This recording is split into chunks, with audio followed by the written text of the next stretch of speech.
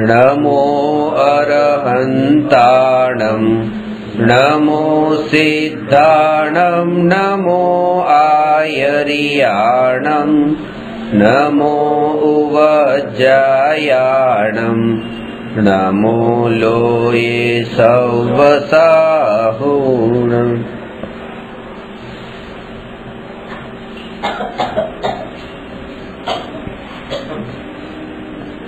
प्रश्न नंबर 285।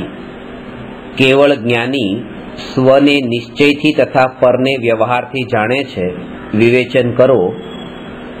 आना पर आपणे घणी चर्चा करी छे। छेल्ला 2 पॉइंट पर चर्चा बाकी छे। निज आत्माने जाणवामां आत्मानुभूति समायेली छे, तेथी निज आत्माने जाणवामां पुरुषार्थ घटित थाय छे। तेमां मोहनीय कर्मना अभावनी मुख्यता छे।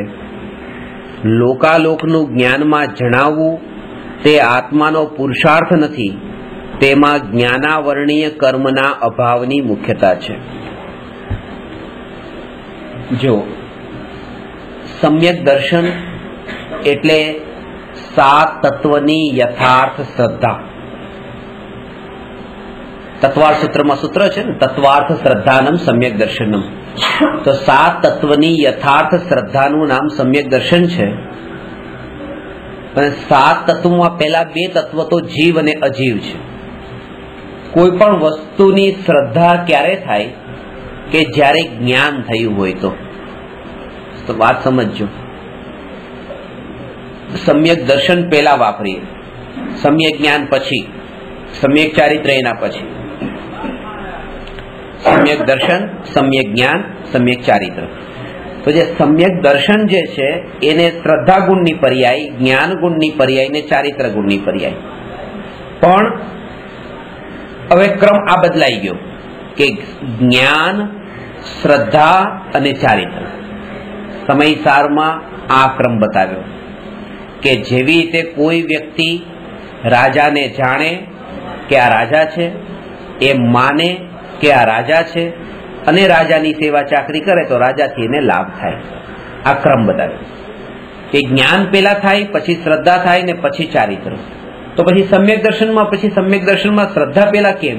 तो एनुं कारण छे के श्रद्धा जे छे ए श्रद्धाना कारणे आज पेला जे ज्ञान थयुं तो ए ज्ञान सम्यक थयुं।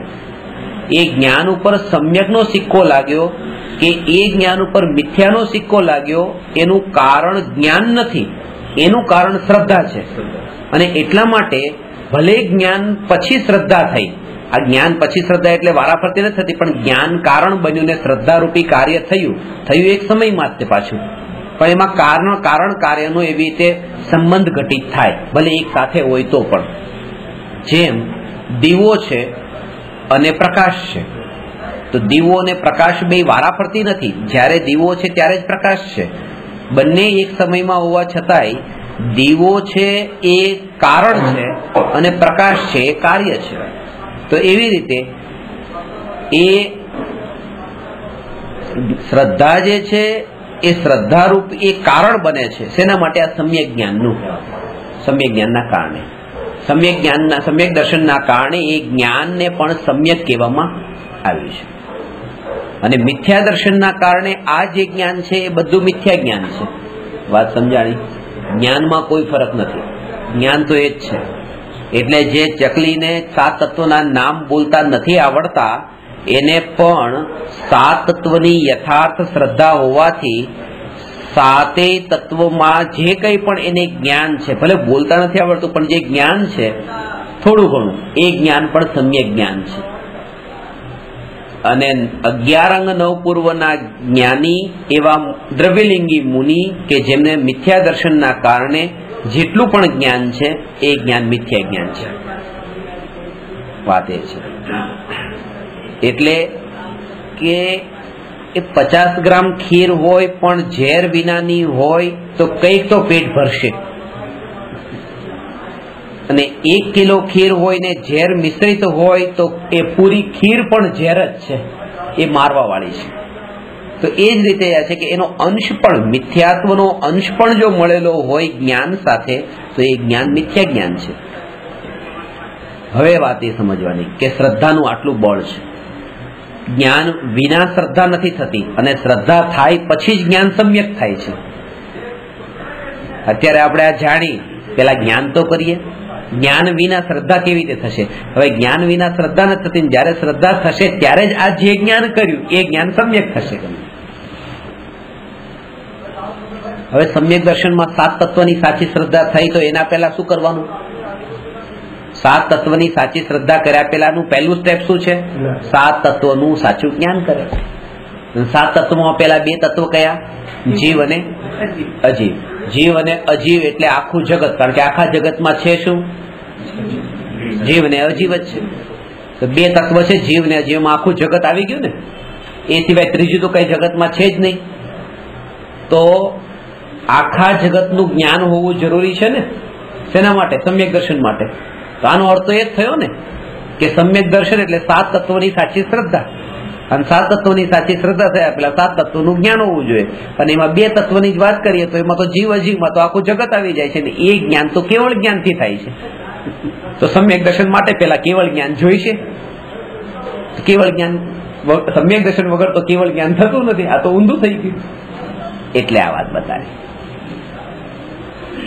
પ્રયોજનભૂત 7 તત્વો, એ પ્રયોજનભૂત 7 તત્વો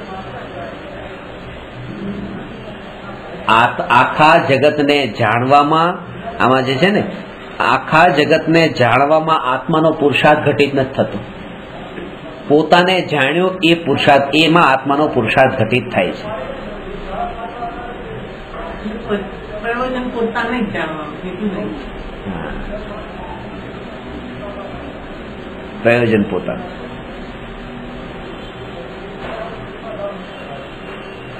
પ્રયોજન અને દરેક જ્ઞેય આ જાગૃતિ રે, જાગૃતિ પોતાની રે. હું સત્તા સ્વરૂપ છું, હું સત્તા સ્વરૂપ અહીંયા હાજર છું, આ મારી સિદ્ધિ કરે છે. જ્ઞેયોને આ જ્ઞાનના કાળે પણ આ જ્ઞાયકની સત્તાની સિદ્ધિ થઈ રહી છે. બસ આ પોતાની સત્તાની સિદ્ધિ થઈ રહી છે. આ જ્ઞેયની સત્તાની સિદ્ધિ નથી, આ મારી સત્તાની સિદ્ધિ છે. આ જાગૃતિ એટલે કે દરેક સમયે પોતે હું છું, હું છું, હું છું, હું છું, એ સત્તા સ્વરૂપ છું. એ જાગૃતિ જે છે, એ જાગૃતિ જ તે વિકલ્પોથી અટકાવે છે, બહારના વિકલ્પોથી, કે આ ગયું ને આ ગયું ને આ ગયું ને આમ થયું. જે થવું થવું થવું જે વાળી વાત છે, જે પર્યાય છે, એના વિકલ્પોથી બચાવે છે. કારણ કે ત્યાં એટલી સ્થિતિ રહી, હું સત્તા સ્વરૂપ ભગવાન આત્મા છું.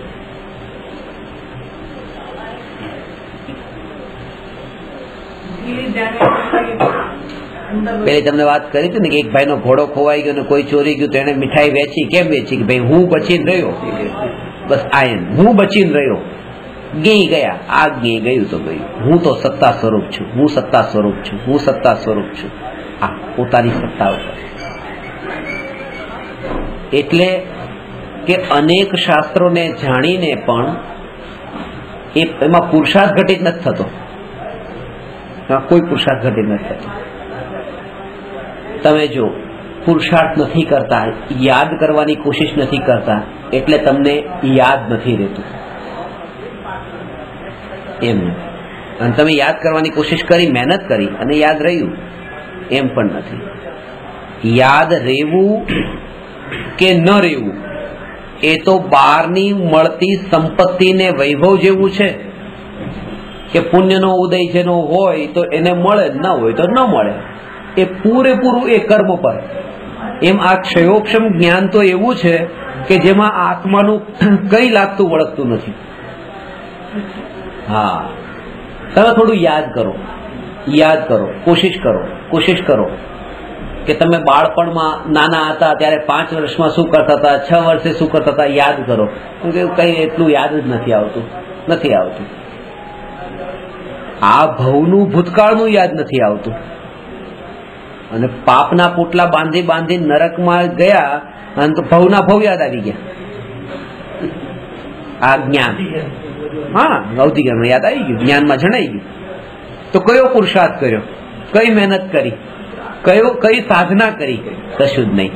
જેવી રીતે પુણ્યના ઉદયથી કરોડો મળ્યા છે અને દેહ છૂટતા આયુ પૂરું થતા નરકમાં જે ગયો તો છૂટી ગયું, એ તો ઉદય અનુસાર હતું. તો એવી જ રીતે આ પણ ઉદય અનુસાર છે કે આ જ્ઞાન પણ અત્યારે નથી ને થઈ જાય. એટલે ક્ષયોક્ષમ જ્ઞાન એ કોઈ એવી મહાન વસ્તુ નથી કે જેના માટે પોતાનું જીવન એ સમર્પિત કરી દે. અને મોટા ભાગે વિદ્વત્તામાં આમાં જ અટકી જવાય છે, ક્ષયોક્ષમ જ્ઞાનમાં જ. તે ધનમાં નથી અટકતા, એ ક્ષયોક્ષમ જ્ઞાનમાં અટકે છે. એમની પૂંજી છે, એની પૂંજી એ છે. તો એટલે બતાવ્યું કે એને પણ એ રૂપે જાણે. એમાં પણ પુરુષાર્થ ઘટિત નથી. પુરુષાર્થ એક માત્ર મોહનીય કર્મમાં જ ઘટિત થાય. હું મહેનત કરું તો જ્ઞાનાવરણી કર્મ થોડું દબાઈ જાય, થોડું ઉદયમાં આવી જાય, થોડું ક્ષયોક્ષમ થઈ જાય, ન થાય. મહેનત કરું તો આ વિધની કર્મનું કઈ આગળ પાછળ કરી કઈ ન થાય. પણ મોહનીય કર્મ જે છે જેમાં પુરુષાર્થ ઘટિત થાય કે જેવો સ્વભાવમાં સ્થિર થયો બસ ઇન્સ્ટન્ટ દર્શન મોહ ગયો. આ મોહમાં ઘટિત થાય. સ્વભાવમાં જો સ્થિરતા વધતી ગઈ તો બસ ચારિત્ર મોહ પણ ધીરે ધીરે ઘટતો ગયો. એ મોહમાં પુરુષાર્થ ઘટિત થાય છે. અને એટલા માટે જ તે જેમાં પુરુષાર્થ ઘટિત થાય છે એનો મતલબ કે પુરુષાર્થમાં બાધક તો પછી એ જ બન્યો. એટલે તે મોહનીય કર્મને રાજા કહ્યો છે કર્મોમાં, બાકી કર્મોને નથી કહ્યા.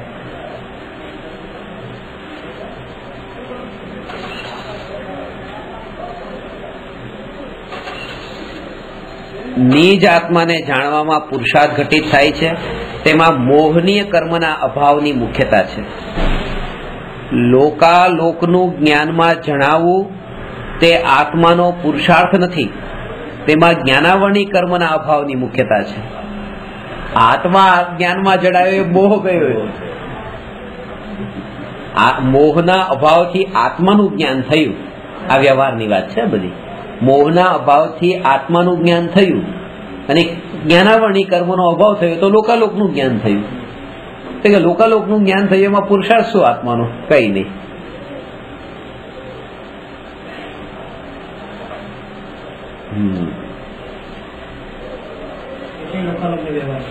હા છે. અને ત્યાં પણ સ્વભાવની સ્થિરતા છે. એના બળ પર આ સ્વભાવના આશ્રય, આનો અભ્યાસ આ ભૂમિકામાં આ સ્વભાવનો આશ્રય રાખીને તમે જે સ્થિતિમાં તમે જતા જતા રસ્તા પર જાઓ છો ને તમે બધું જોવો છો, એ વખતે તમારા આત્મામાં માનો કોઈ ગરીબને ખાવાનું નથી ને ખાવાનું આપવાનો તમને જે ભાવ આવ્યો, આ ભાવને કેમ દોષ કયો? દોષ એટલે કયો કે એમાં તમે હલી ગયા, તમે એના એ ન રહ્યા.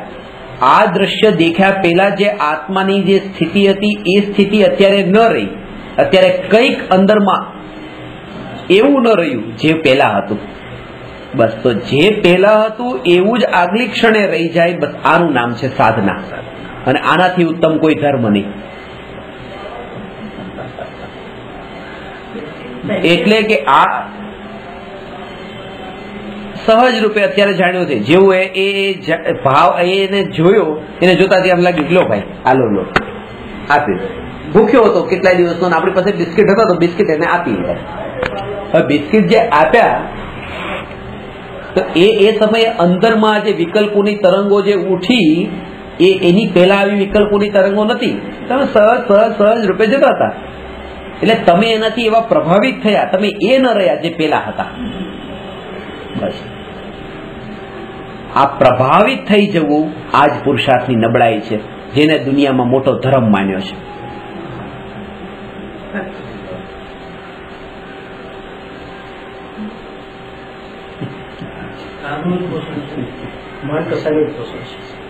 એ જ થાય છે. અને એ માન કશાય પોષાય છે. અને ખાસ વાત એ છે કે કોઈએ બિઝનેસ શરૂ કર્યો છે અને બિઝનેસ શરૂ કરીને પૈસા કમાય છે, ઘર લીધા, બંગલા લીધા, બધું લીધું અને પોતે માન કસાઈને પોષ્યું, એ એટલો ભ્રષ્ટ નથી જેટલો આ ભ્રષ્ટ છે. કારણ કે પેલાને એમાં ધર્મની ભાવના નથી ને ખબર છે આ પાપ છે ને પાપ કરું છું. આ તો કહે છે કે પાપ કરતો હોવા છતાં કસાઈને પોષતો હોવા છતાં એમાં ધર્મ માની બેઠો છે, એટલે એનાથી પણ નીચી દિશામાં છે. મોટો દોષ છે. પેલો તો હજી છૂટવા માટે કોશિશ કરે છે કે હું આમાંથી ક્યારે છૂટું. આને તો એમ જ છે કે આમાંથી છૂટવાનું થોડું હોય, હજી આ તો વધારે કરવાનું હોય, રડ કરે વધારે. હા, એટલે આ બધા રાગની વાત આવી ગઈ. આ દયાદાનના ભાવની નહીં, આ રાગ પણ આમાં આવી ગયો. દેવ દર્શનની વાત, ભગવાનની ભક્તિની વાત, ગુરુની સેવા ચાકરીની વાત, આ બધી વાત આમાં આવી ગઈ. આ ભાવ કેવો? દયા ધર્મમાં કયો ભાવ ખરાબ કર્યો એમ નહીં, જે સહજ જ્ઞાતાપણું રહેવું જોઈએ એવું એને ન રહ્યું. સ્વભાવની આગળ બધું ફીકું છે. અને આ વાત ભલે આ ભાવ આવે છે, આવે, આવો જોઈએ નથી કેતો, આવે, પણ અંદરમાં તમને કે આ સ્વભાવથી મહાન કામ નથી, આ કઈ ખોટી જગ્યાએ છે, આ મારું ધ્યેય નથી, આ મારી સાધના નથી, આ મારી સાધના ભંગ થઈ છે એવું લાગે, એવું અહેસાસ અંદરમાં થતો હોય. સમજાયું? એ જ આ સાધના ભંગ થઈ રહી છે.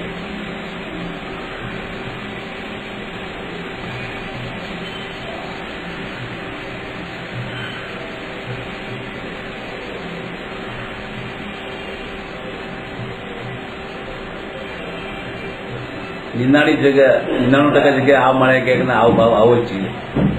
એકાદ જગ્યાએ એવું હોય કે આ ભાવ પણ તમને બાધક છે.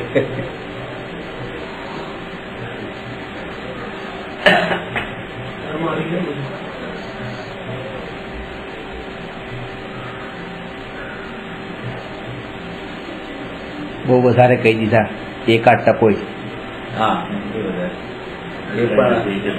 એકાદ ટકો વધારે કહી દીધા. નહીં તો કરોડમાં લાખ જણાને આ વાત મળતી ક્યાં મળે છે? કરોડમાં લાખ જણાને આવી વાત મળતી હોય એવું ક્યાં છે? આ વાત બહુ દુર્લભ, બહુ દુર્લભ ખરેખર.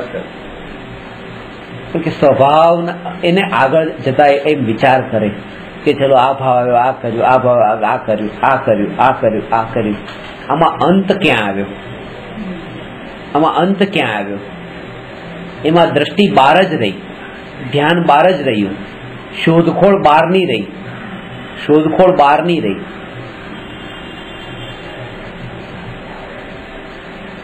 અને એના કારણે થઈને બીજા અંતરમાં કેટલા કષાયોની પરંપરા અંદરમાં ગૂંથાણી.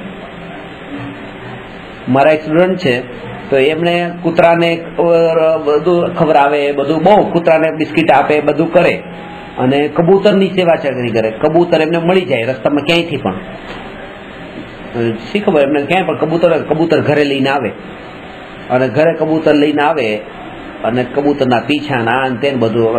આખા ઘરમાં બધા એના પર એટલો ક્રોધ કરે, ગુસ્સો ને અંદરમાં બધું. પછી વચ્ચે મમ્મીની તબિયત ખરાબ થઈ એમના, એટલે એના પપ્પાએ બોલ્યા ને એમને વાઈફે બોલ્યા ને બધા કે જો આવું તમે કરો છો, આ બધું શું કામ ને. હવે પોતાનો રાગ શુભરાગ છે, પણ એ શુભરાગે આજે કેટલા દ્વેષ પણ ઉભા કરાવી દીધા. અને તો હજી હું આ નહીં છોડું, બસ તમે કહેતા હો તો બસ હું જુદો રહેવા જતો રહીશ, પણ હું કબૂતરને તો લાવું.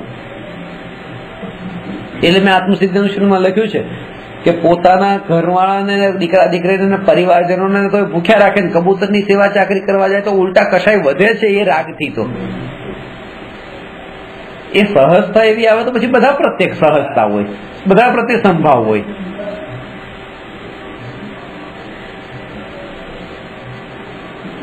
કે તો ભાઈ ઘરવાળા તો એનું શોધી લે છે, પણ આ કબૂતર કોનું ક્યાં શોધવા જશે? એ તો કોઈ પાસે માંગી લેશે, કબૂતર કોની પાસે માંગવા જશે? એટલે કબૂતરનું પેલા કરવા દે, કબૂતરનું પેલા. અને આના કારણે બીજું કશું જ થતું, એક અંદરમાં ધારણા, એક ગ્રંથિ બંધાઈ જાય છે. આ શુભ ભાવ પ્રત્યેની જે ગ્રંથિ એ એવી બંધાઈ છે કે ન્યાયકની પછી વાત પણ એને કાનમાં પડે ને તો એટલી અંદરમાં સ્પર્શતી નથી. એ ગ્રંથિ બંધાણી એટલે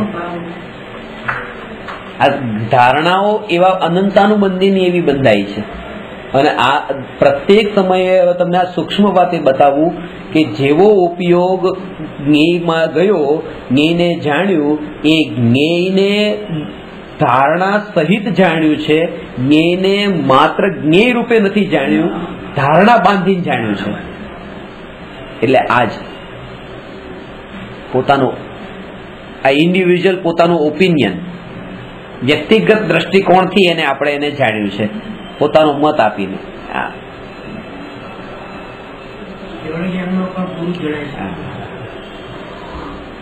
કેવળ શું કીધું?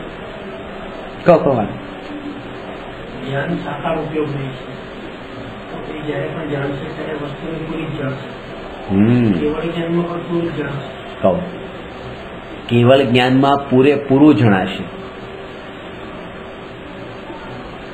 પણ ત્યાં એક પક્ષથી જણાતું હોત ને બીજા પક્ષથી ન જણાતું હોત એવું તો નથી. એટલા માટે ત્યાં દોષ નથી. અહીંયા જે જાણે છે અહીંયા એને એક જ પક્ષથી જાણે છે અને બીજો પક્ષ તો એને જણાતો જ નથી, બધા પક્ષ તો એને જણાતા નથી. અને એટલા માટે જ એ કીધું કે હવે કોઈ પક્ષપાત વગર જ જોવો. હવે કારણ કે અત્યારે એ નથી થઈ શકતું. કેવળ જ્ઞાન થશે ત્યારે બધા જ પક્ષપાત જોશે કે આ આમ છે, આમ પણ છે, આમ પણ બધી રીતે એને કેવળ જ્ઞાનમાં જણાય છે. કેવળ જ્ઞાનમાં ભગવાનને બધી રીતે જણાય છે. પણ એ દશા જે છે એ સહજ દશા છે. અને આ જે જાણ્યું છે વિકલ્પપૂર્વક જાણ્યું છે. વિકલ્પપૂર્વક જાણ્યું છે તો એમાં અભિપ્રાય ઘડવાની જરૂર નથી, સહજતા.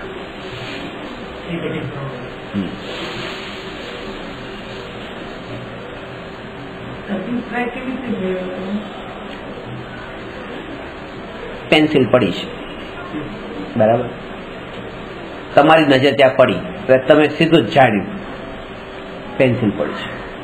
આ પેન્સિલ એવું જાણ્યું, બસ આ તમે તમારો મત ભેળવ્યો, તમે તમારો મત જોડ્યો, તમે એને એમાં મત જોડી દીધો, તમારો પોતાનો ભાવ એમાં જોડી દીધો. આ તમારો પોતાનું પર્સનલ ઓપિનિયન છે કે આ પેન્સિલ છે.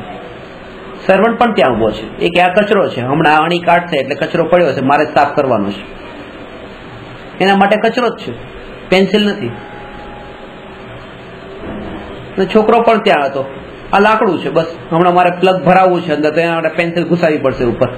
લાકડું હોય તો સારું, લોખંડ ન કરાય, એના માટે લાકડું જ છે. આના માટે પેન્સિલ લખવાના કામ માટે આવવાની છે, પેલો કે અમારે કચરું સાફ કરવાનું છે, પેલો કે અમારે આના કામમાં આવવાનું છે. આ ત્રણેયના પોતાના ઓપિનિયન છે. નિષ્પક્ષ દ્રષ્ટિએ જે જોવાનો અર્થ એ નિષ્પક્ષતા કોને કહેવાય? નિષ્પક્ષતા એક બસ પરમાણુનો જથ્થો જ છે, પરમાણુનો જથ્થો છે, એ સિવાય આ કઈ ના. અને એ કોઈનો ઓપિનિયન નથી, એ વસ્તુ છે, એ વસ્તુ સ્વરૂપ છે. અને આ જે છે આ તમે તમારા ઉપયોગમાં આવે છે, તમારી ધારણામાં આવે છે, તમારી ધારણા સાથે એને જોયું છે, અને એના જ કારણે આ પેન્સિલ છે એ દ્રષ્ટિએ જોયું છે એટલે તમને રાગ છે.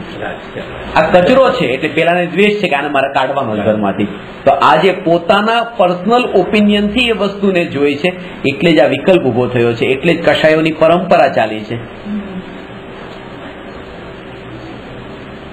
પરંપરા ચાલે છે. તમને વધારે દુઃખ થશે, છોકરાને પણ થશે, એ પેન્સિલ નહીં મળે, એ નહીં મળે તો કોઈ બીજું લાકડું લઈ લે છે, પણ તમારે તો લખવા માટે આ જ કામમાં આવે છે. એટલે તમારી ધારણા તો બિલકુલ વધારે એવી બંધાયેલી છે કે એના વગર તો કામ ચાલે જ નહીં, એવી આ વસ્તુ છે. એના વગર આપણે એવી રીતે બાંધ્યું છે, સમયને જોવા માટે આના વગર કામ ચાલે જ નહીં. આંખ નબળી હોય તો આના વગર કામ ચાલે જ નહીં. આ હોય તો લખવું હોય તો પછી આ પેન વગર કામ ચાલે જ નહીં. અવાજ રેકોર્ડ કરવો હોય તો રેકોર્ડર વગર કામ ચાલે જ નહીં. એ એક એક વસ્તુ પ્રત્યે જે પોતાના કાર્યની જે ધારણાઓ બાંધેલી છે, જ્ઞાની એ કાર્યને એટલા ગૌણ કરી દે છે અને સહજ રૂપે એઝ ઇટ ઇઝ જેમ છે એમ જાણે છે. પ્રયોજન જ નથી દેખાતું એ સમય જે અજ્ઞાની વગર પ્રયોજને કરે છે, અને એ ધારણા બાંધીને કરે છે. આ ધારણા એટલી સૂક્ષ્મ વસ્તુ છે. ઘરનો દરવાજો ખોલ્યો, પતિએ ઘરમાં પ્રવેશ કર્યો, આનંદ આવ્યો. શેનો આનંદ છે? શું છે આનંદ? શેનો છે? કઈ લઈને આવ્યો છે? કઈ આપે છે તમને? કઈ કશું જ નથી. તમે જ્ઞાનમાં એને જાણ્યો, આનંદ કેમ આવી ગયો? રાગ કેમ થઈ ગયો? કારણ કે જાણ્યો નથી, ધારણા સહિત જાણ્યો છે. કેવી ધારણા? મને સોનાનો સેટ લાવીને આપ્યો હતો, મને સાડી સારી ખરીદીને આપી હતી, મને પૈસા બહુ આપ્યા હતા, મને આ આપ્યું હતું, આવો આવો પતિ છે, આવો પતિ છે. આ જે દરવાજે આવ્યો છે, આ બધી ધારણાઓ વાળો જે પતિ હતો એને જોઉં છું, બસ એ સહિત જોઉં છું. એટલે રાગ સહજ થાય છે, આનંદ આવે છે, ક્ષણિક આનંદ આવે છે, બસ. અને બીજો કોઈ અજાણ્યો વ્યક્તિ આવે છે એટલે તમે જોઉં છો, એના માટે તમારી કોઈ ધારણા નથી બંધાયેલી, કોઈ ધારણા નથી. એઝ ઇટ ઇઝ, જેમ છે આવ્યો એમ જોયો. તો એ જ ઘરવાળો, એ જ પતિ જયારે સ્ટ્રેન્જર બનીને ઘરમાં આવતો હોય એવું તમને દેખાય, ત્યારે સમજવું કે સહજ એઝ ઇટ ઇઝ જોઈ લીધું. આનો અભ્યાસ કરશું તો થશે. એઝ ઇટ ઇઝ, જેમ છે એમ જોઈ લઈશું, અભિપ્રાય ભેળવ્યા વિના. દીકરામાં પણ, દીકરીમાં પણ, પતિમાં પણ, પત્નીમાં પણ, ઘરમાં, ઘર માટે પણ, એક એક વસ્તુમાં. આ ઘર તમારું છે, આ ઘર તમારું છે, અહીંયા સોફા પડ્યો છે, અહીંયા ડાઇનિંગ ટેબલ પડ્યું છે. તમે 2 મહિના અમેરિકા ગયા, અમેરિકાથી પાછા આવ્યા, પાછા આવીને જયારે તમારી નજર ડાઇનિંગ ટેબલ પડે છે, ડાઇનિંગ ટેબલ પર પડે ત્યારે ધારણા સહિતની પડે છે, આમના નથી પડતી, ધારણા સહિત પડે છે.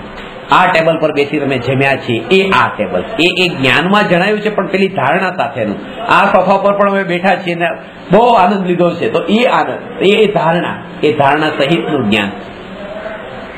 એટલા માટે કીધું કે એ બધી વિસ્મૃતિ હવે ક્યારે થશે એ પણ તમને બતાવી દો. વાત આવી છે એટલે કે જ્યારે હું જ્ઞાયક છું એ તમે વિચાર કરો છો, ત્યારે જ્ઞાયકને કોણ સાડી આપે છે? જ્ઞાયકને કોણ સોનાનો સેટ આપે છે? જ્ઞાયક સમજાણો? જ્ઞાયકને કોણ આપે છે? જ્ઞાયકને પાસેથી કોણ લે છે? નહીં. તો જે કોઈ આપતું નથી, જેને કોઈ એની પાસે લેતું નથી, એ જ્ઞાયક તે હું. આ જયારે દ્રષ્ટિમાં આવ્યું ત્યારે હવે એ જે પતિ, એ પતિ ન રહ્યો, પતિ ગયો, ત્યાં માત્ર સ્ટ્રેન્જર રહી ગયો. જેમ છે તેમ, બસ જેમ છે તેમ. અને આ પણ એક સ્થૂળ દ્રષ્ટિની વાત કરું છું. આ સ્થૂળ દ્રષ્ટિની કે ત્યાં બસ એક વ્યક્તિ માત્ર રહી ગયો, ત્યાં એ પણ નથી રહી જતો, ત્યાં એ પણ નથી રહી જતો. જેમ દરવાજાનું બારણું પૂતગલનો પિંડ ત્યાં ઉભો છે, દરવાજાનું બારણું પૂતગલનો પિંડ ત્યાં છે, બસ એમાં પૂતગલનો પિંડ ત્યાં છે. આ પતિ છે ને પુરુષ છે કે સ્ત્રી છે કે મનુષ્ય છે કે નારકી છે કે શરીર છે, એ પણ નથી રહેતું. ત્યારે જ તે આ ખુરશી ને ખુરશીમાં રહેલું શરીર, આ બંનેમાં ભેદ નથી રહેતો. ત્યારે આ વાતને લઈને કૃપાળદેવે કહ્યું છે, રજકણ કે રિદ્ધિ વૈમાનિક દેવની સર્વે પૂતગલ જાણ્યા એક સમાન છો. હવે પૂતગલમાં ભેદ નથી રહ્યો. પછી એનું જળ શરીર હોય કે બારણું હોય કે જમીન હોય કે જે કંઈ પણ, અને એવું નથી કે ત્યાંમાં ભેદ નથી રહ્યો, પછી આને પણ ત્યાં જ રાખ્યું છે, એમાં પણ ભેદ નથી રહ્યો. અને બસ બધું અજીવ તત્વમાં રાખ્યું છે. આનો અભ્યાસ એને શરૂઆત કરી તો એ સ્થિતિએ પહોંચી શકે છે. શરૂઆત આવી રીતે અભ્યાસ કરે, પોતાની ધારણા રાખીને, ધારણા બાંધીને જ્ઞેયોને જાણવા ન જાય. એઝ ઇટ ઇઝ, જેમ છે તેમ જાણે.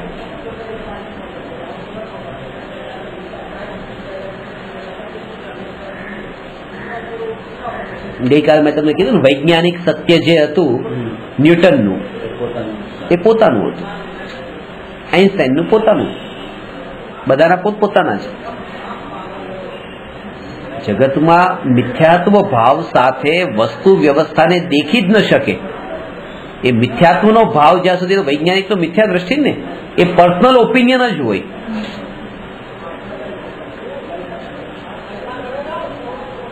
સમ્યક દર્શન વિના વસ્તુ રૂપે દેખાતી નથી.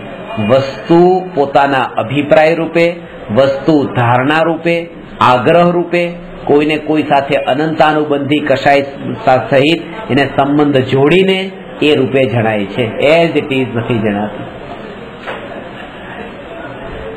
અને એ એટલે નથી જણાતી કારણ કે કંઈ લેવાનું નથી, એનો ઉપયોગ નથી કરવાનો, એને ભોગવવાનું નથી. ભોગવવાનું હોત, ઉપયોગ કરવાનો હોત તો એ જાણવું જરૂરી હતું કે આ ખુરશી જેના પર મારે બેસવાનું છે આ મારા કામની છે, તો એને ખુરશી તો જાણવી પડશે ને. અને આ ખુરશી નથી, આ ટેબલ છે, એ પણ જાણવું પડશે કે અહીંયા નથી બેસવાનું, અહીંયા બેસવાનું છે. જ્યાં કંઈક લેવું છે ત્યાં ભેદ પડે છે. જેને કંઈ લેવું જ નથી કે હું જ્ઞાયક, હું ક્યાં બેસું, હું જ્ઞાયક, હું શું જમું, હું જ્ઞાયક, હું શું ચાખું, હું શું સાંભળું, હું જ્ઞાયક, હું શું, આમ કરતા કરતા ઇન્દ્રિયોના વિષયો જે છે એનાથી એ સહજ છૂટો પડતો જાય છે. હું જ્ઞાયક, પણ હું જ્ઞાયક જે એના આશ્રયે આ પરથી એ છૂટું પડવાનું કાર્ય થાય. ત્યારે જ્ઞેય માત્ર એ વિકલ્પો સહજ એવા વિલયને પ્રાપ્ત થતા હોય, જેમ સૂરજ ડૂબતો જતો હોય, આથમતો જતો હોય ને એમાં એટલી સહજતા હોય, એવી જ સહજતા આ વિકલ્પોના વિરામના કાળે એવી સહજતા એવી હોય. અને જ્ઞાયકનો આશ્રય વિકલ્પોની રીતે સહજ, પણ એનું બળ આ જ્ઞાયક છે. જ્ઞાયક છે. તમે એ સત્યને સ્વીકારવા તૈયાર છો. સત્ય એ જ છે કે આ પરમાણુનો જથ્થો છે, આ સિવાય બીજું કંઈ નથી. અને એ સત્યને સ્વીકારવા તૈયાર છો અને એની પાસે મારે કંઈ લેવાનું નથી, મારે એને કંઈ આપવાનું નથી. અને એ એમ નહીં કે લેવાનું નથી ને આપવાનું નથી, કારણ કે લઈ શકતો નથી, આપી શકતો નથી. સ્વતંત્રતા જેવી છે એ એનામાં જ રહી શકે છે, હું મારામાં જ રહી શકું છું. બે વાતમાં ફરક છે. એમાં કે હું આપતો નથી ને આપી શકતો નથી, હું કરતો નથી ને કરી શકતો નથી. કરી શકતો નથી ત્યાં વિકલ્પનો અંત આવી ગયો. હું તમને એમ કહું, તમને થોડી કરોડની સંપત્તિ આપતા નથી તો એ વિકલ્પને એન્ડ નહીં આવે, આખી જિંદગી યાદ રહેશે કે જો કઈ આપતા નથી. પણ તમે કીધું હું આપી શકતી નથી, પતી ગયું. હવે વિકલ્પ જ મટી ગયો તો ભાઈ શક્તિ જ નથી એમની પાસે. વિકલ્પનો અંત આવી ગયો કે શકતું જ નથી. આ હું આનું કરતો નથી ને આનું ભલું કરતો નથી ને બુરું કરતો નથી, તો એક વિકલ્પ રહેશે કે કેમ કઈ કરતો નથી, કર ને ભાઈ. એટલે હું આ સ્થિતિને બતાવવા માટે એક વાત કહું છું. 20મા માળે કિનારા પર આવેલો દીકરો ટેરેસના કિનારા ઉપર 20 માળનું બિલ્ડિંગ છે, એની છત ઉપર ટેરેસ ઉપર ત્યાં કિનારા પર આવેલો એક 2 વર્ષનો માનો દીકરો છે. અને માં એ દીકરાને દેખે છે તો માને કેવા ભાવ હશે કિનારા પર આવેલા દીકરા માટે. અને એ જ જ્ઞાન જે માને જે છે ને એ તો ઇન્દ્રિય જ્ઞાન. આવું અતિન્દ્રિય સ્પષ્ટ જ્ઞાન કેવળ જ્ઞાનીને છે. અને કોઈ વિકલ્પ નથી, કોઈ રાગ નથી. અને જ્ઞાન તો છે, સહજતા છે. આ ઉત્કૃષ્ટતમ દશાની વાત કરી. મારું એ ધ્યેય છે અને એનો અભ્યાસ અહીંથી કરવાનો છે. ભલે 20 માળથી દીકરો પડતો ન જોઈ શકું, પણ આ કિનારા પર આવેલા ચશ્માને તો હું જોઈ શકું ને, કે ભલે કિનારા પર હોય, જેમ છે તેમ જોઈ લીધા વગર વિકલ્પે. વિકલ્પો ઘણી વખત એક ઘટના ઘટ્યા પછી એ વિકલ્પો ચાલે છે. એ વિકલ્પો એવા ચાલે છે. ગાડી કોઈ ચલાવતું હોય, ગાડી ચલાવતા ચલાવતા આમ વળાંક વળવામાં થોડુંક આમ રહી ગયું અને ગાડી બચી ગઈ રોડ પર. એ વિકલ્પ લાંબા ચાલે. થોડુંક આમ થઈ ગયું તો ગાડી ટન થઈ જાય, એક્સિડન્ટ થયા. થોડું થઈ ગયું તો માંડ બચી ગયા. હવે આ વિકલ્પ શું છે? પતી ગયું ને. પણ આદત છે. એનું કારણ એ છે, કારણ કે ઉપાદેય બુદ્ધિ વિકલ્પમાં છે. ઉપાદેય બુદ્ધિ વિકલ્પમાં છે. કારણ કે અંદરમાં આનંદ આવે છે ને, હા બચી ગયા, બસ આનંદ એનો છે. આનંદ એનો છે. એનો પણ છે, કરતા પણ પણ છે. મેં થોડું સ્ટીલ વધારે, હા, એટલે ફટક સાઈડ બચી ગયા, ઠોકાઈ ગયા. એ છે.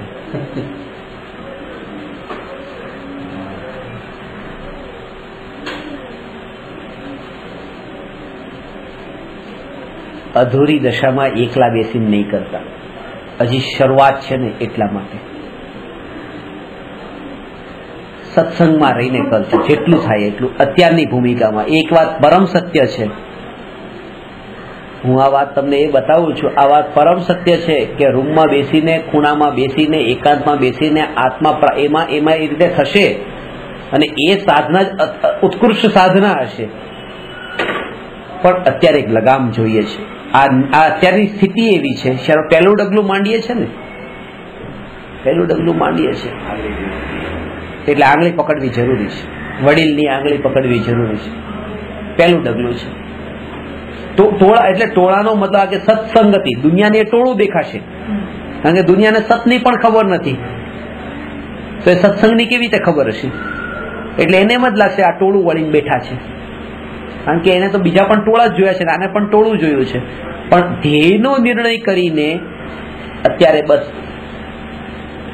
આ જ ધારા રૂપે જો ચાલતું રહે અભ્યાસ તો થાય.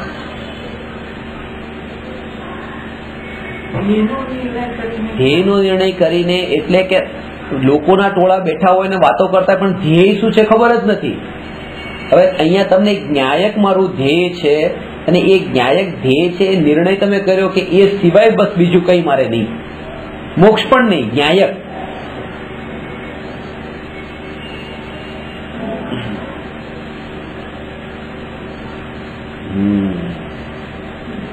એ સ્થિતિ એવી આવશે પછી તમે એકાંતમાં તમને જવાનું પણ એવું લાગશે નહીં કે એકાંતમાં જતો રહો, એકાંતમાં જતો રહો, એકાંતમાં જતો રહો. તમને પોતે પણ એકાંતની અનુભૂતિ થશે.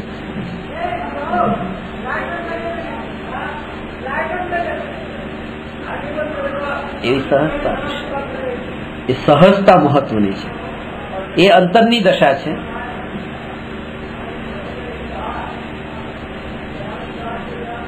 કુંદકુંદાચાર્ય મુનિ દીક્ષા માટે બતાવ્યું કે વસ્ત્રને ત્યાગવાનું નામ મુનિ પડવું નથી.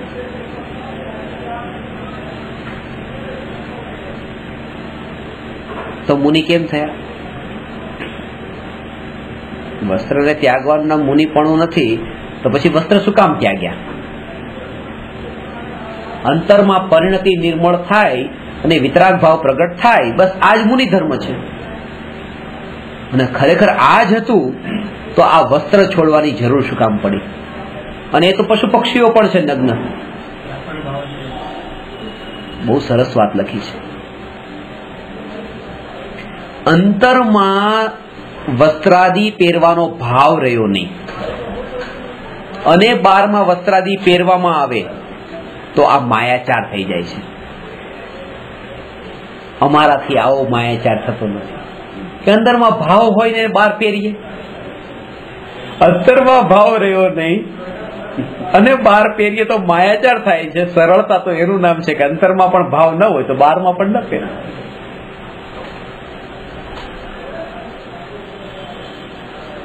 આ જેમ કે અંતરમાં ભાવ ન રહ્યો તો બહારમાં વસ્ત્ર ન રહ્યા, એનું નામ સરળતા. એ જ રીતે આમ લઈ લો હવે કે અંતરમાં ભાવ હોય અને બહારમાં ન પહેરે તો પણ માયાચાર.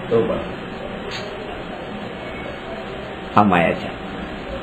અને એટલા માટે તે બે ધર્મ બતાવ્યા, ગ્રહસ્થ ધર્મ અને મુનિ ધર્મ. બંનેમાં સરળતા છે. ગ્રહસ્થ ધર્મમાં સરળતા છે, મુનિ ધર્મમાં પણ સરળતા છે. ગ્રહસ્થ ધર્મમાં આ પ્રકારની સરળતા છે, અંતરમાં ભાવ છે અને બહારમાં પહેરે પણ છે. આ ગ્રહસ્થ ધર્મની, આ સમ્યક દર્શન વાળા ધર્મની એ સરળતા છે. અનંતાનુબંધી કષાયના અભાવપૂર્વક જે ધર્મ પ્રગટ્યો એની સરળતા છે. ત્રણ કષાય ચોકડીના અભાવપૂર્વક જે ભાવ પ્રગટ્યો વિતરાગતાનો, ત્યાં એ પ્રકારની સરળતા છે. પણ સરળતા વિના તો કોઈ ધર્મ નથી.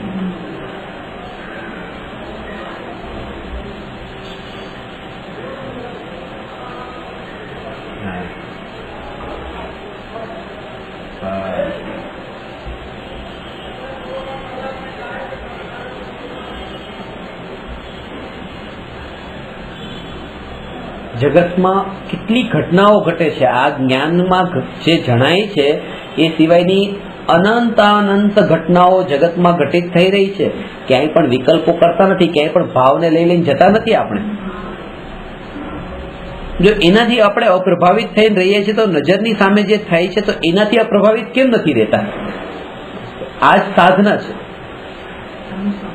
કે અહીંયા બેઠા છીએ ત્યારે ઘરમાં જે થઈ રહ્યું છે, મિત્રના ઘરે જે થઈ રહ્યું છે, સગા સંબંધીને ત્યાં થઈ રહ્યું છે, ક્યાંય પણ આપણને કોઈ ભાવ અત્યારે નથી. તો જે અત્યારે અહીંયા પણ જે થઈ રહ્યું છે એનામાં પણ કેમ તન્મય થવું પછી, જેમ પહેલામાં નથી થતા? એટલે કે આમાં તન્મય થઈએ છે કારણ કે થવું છે, પોતાને ઉપાદેયપણું છે એમાં.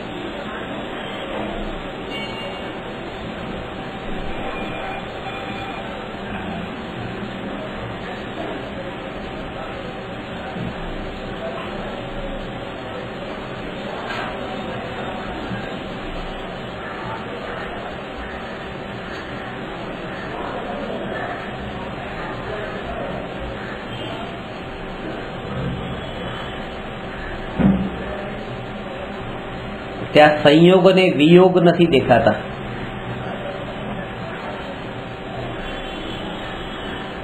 સંયોગ અને વિયોગ જ્યાં સુધી દેખાય છે ત્યાં સુધી પણ સમ્યક દર્શન દૂર છે. વાત બહુ સૂક્ષ્મ છે.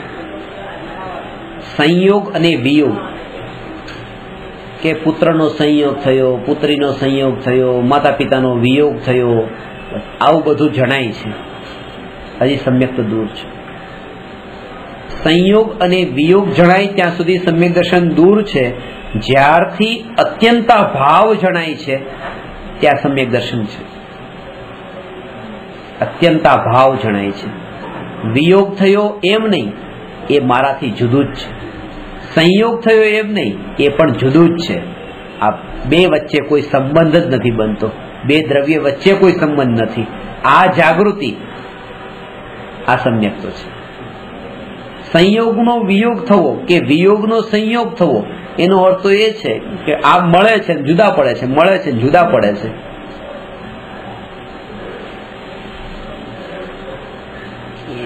નજીક આવીને પણ એ દૂર દૂર છે એ અહેસાસ.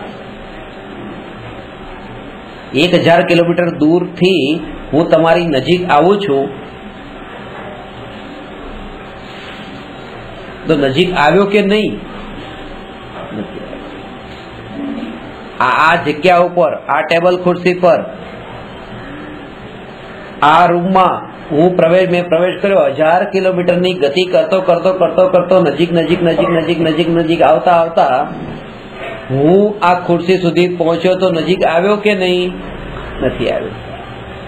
નજીક તો હું ત્યારે આવ્યો કેવાવ કે હું થોડું પોતાનું ચેતનપણું છોડતો થોડોક જળ બનતો જાવ તો ખુરશીની નજીક આવ્યો કેવાવ.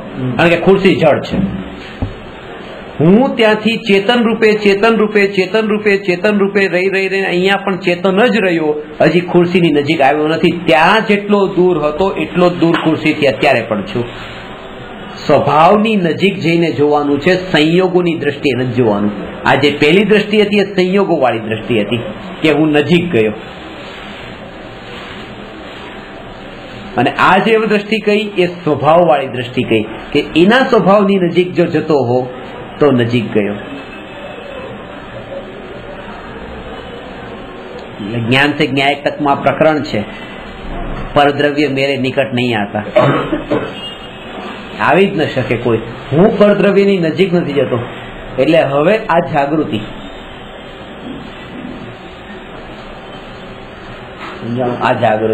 આ જાગૃતિ અત્યારે અહીંયા છો અને અહીંથી ઘર એ દૂર છે, પણ મુંબઈ સેન્ટ્રલ પહોંચો એટલે ઘર થોડુંક નજીક આવ્યું ને, પછી થોડા હજી આગળ આવ્યા એટલે ઘર થોડું નજીક આવ્યું, પછી બસ ઘરના દરવાજા સુધી આવ્યા એટલે ઘર તો બિલકુલ આવી જ ગયું, નજીક આવ્યો છે. ત્યારે એ જાગૃતિ રહી. અંતરમાં એ ભાવ પડ્યો છે. મિથ્યાત્વનો અર્થ જ આ છે કે એ સમય એ જ ભાવ પડ્યો છે. બસ હવે ઘર થોડુંક જ દૂર છે, બસ પહોંચો જ છું, ઘર થોડુંક જ દૂર છે. નહીં, એ એટલું જ દૂર છે જેટલું પેલા હતું. અને સાતમી નારકીએ પણ હોવ કે ઉર્ધ્વલોકમાં પણ હોવ, ઘર એટલું જ દૂર રહેવાનું છે, થોડું વધારે દૂર નથી થઈ જવાનું. કારણ કે એ જડ છે, હું ચેતન છું. જડ ચેતનની દૂરી તો જેટલી છે એટલી જ છે. સ્વભાવની નજીક જઈને એ વસ્તુને એ જેમ છે તેમ જોવે છે તો ક્યાંય નજીક જેવું લાગતું નથી ને ક્યાંય દૂર જવા જેવું લાગતું નથી. જેમ છે તેમ છે.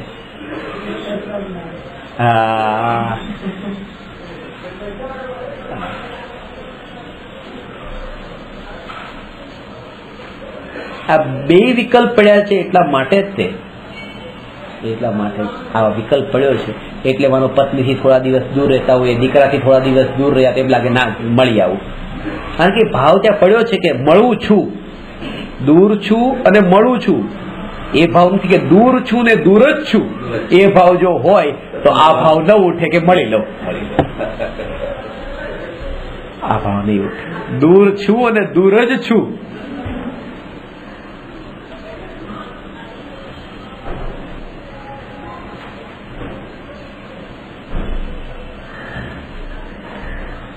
ખુરશીની નજીક ન આવે, પણ આ જે મુંબઈના જે આકાશ પ્રદેશ છે અહીંયા આની તો નજીક આવ્યો કે નહીં? આકાશ પ્રદેશની નજીક કે આ સ્પેસની દ્રષ્ટિએ તો આટલું તો નજીક આવ્યો કે નહીં? આ તો વસ્તુની નજીક ન આવ્યો. વસ્તુ તો વસ્તુના સ્વભાવમાં, જળ તો જળના સ્વભાવમાં, પૂતગલ તો પૂતગલના સ્વભાવમાં છે. હું જળ ન બની ગયો. પણ મુંબઈ તો આવ્યો કે નહીં? નહીં આવ્યો. કેમ નહીં આવ્યો? કારણ કે જેમ આનું કામ જળતા, આનું સ્પર્શસ ગંધવણ, મારામાં સ્પર્શસ ગંધવણના ગુણ જો મળ્યા હોત તો હું એમ કહેવાત કે હું ખુરશી નજીક આવ્યો. એ રીતે મારામાં અવગાહનત્વ નામનો ગુણ આવી ગયો હોત જે આકાશ દ્રવ્યનો છે તો એમ કહેવાત કે હું આકાશમાં આવ્યો. પણ એ તો આકાશનું કાર્ય છે, એ મારું કેવી રીતે થઈ શકે? એ એનો સ્વભાવ છે. હું એનો સ્વભાવ ગ્રહણ નથી કરી શકતો એટલે હું આકાશમાં પણ આવતો નથી, કોઈ આકાશમાં જતો નથી. હા, જીવ જીવને નહીં, જીવ હવે તો એ લેવાનું. આ વાત પણ બહુ સરસ છે કે જીવ તો જીવની નજીક ગયો કે નહીં? જીવ તો જીવની નજીક ગયો કે નહીં?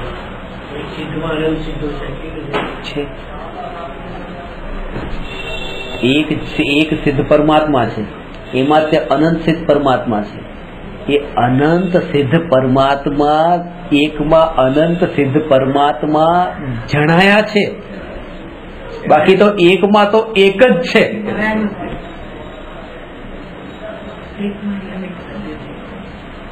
મેં તમને સર્કલ બનાવીને કે આમ આ જે છે તો આ એક આ સર્કલ બનાવ્યું, આમ પછી આ બીજું સર્કલ બનાવ્યું, પછી ત્રીજું સર્કલ બનાવ્યું, આ ચોથું સર્કલ બનાવ્યું, આ સર્કલ, એ સર્કલ બધા બનાવી નાખ્યા કે એકમાં બીજું, બીજામાં ત્રીજું, ચોથું, પાછું બધા એકબીજા મિક્સ.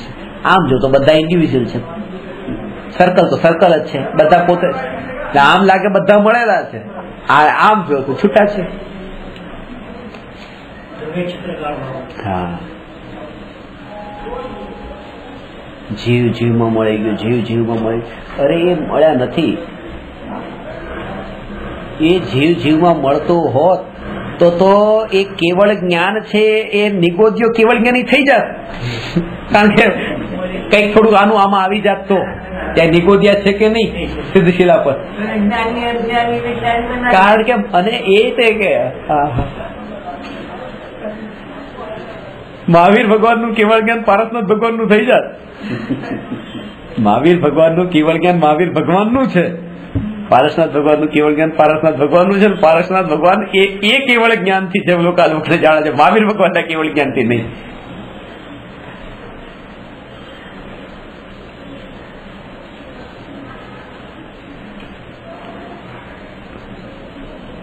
એ સાથે રહીને એટલી ઊંચી વાત તો બહુ દૂરની છે. પણ આ સંઘની પંચેન્દ્રિય દેહ છે કે નહીં? તો આ સંઘી પંચેન્દ્રિય દેહમાં આ જે જીવ છે, જે પંચેન્દ્રિય જીવ છે, એ જ પ્રદેશ ઉપર એકેન્દ્રિય છે કે નહીં? અંદર બેક્ટેરિયા છે કે નહીં? તો એ બેક્ટેરિયાને પણ આ પંચેન્દ્રિયના યોગમાં રહીને કર્ણેન્દ્રિયનું ને રસનેન્દ્રિયનું બધું જ્ઞાન થઈ જવું જોઈએ. આટલી સંગતિમાં છે ને, આટલો નજીક રહ્યો છે. આમાં તો ખાલી ખુરશીની બાજુમાં હતા, એક ક્ષેત્ર અવગાહિત હતા. આ તો એક જ ક્ષેત્ર ઉપર અને પૂરેપૂરો આમ તરબોળ થઈને. જાત જીવ તો મોટો છે, પેલો તો અંદર આખો સમાઈ ગયેલો છે. સૂક્ષ્મ જીવો જે અંદર છે પણ એનું અસ્તિત્વ એની બહાર ક્યાંય નથી. બસ એ એનામાં જ છે. બસ સ્વક્ષેત્ર એ પોતાના ચારે ચાર સ્વચતુષ્ટય, દ્રવ્ય, ક્ષેત્ર, કાળ ને ભાવ, પોતાના સ્વચતુષ્ટયની બહાર ક્યાંય નથી.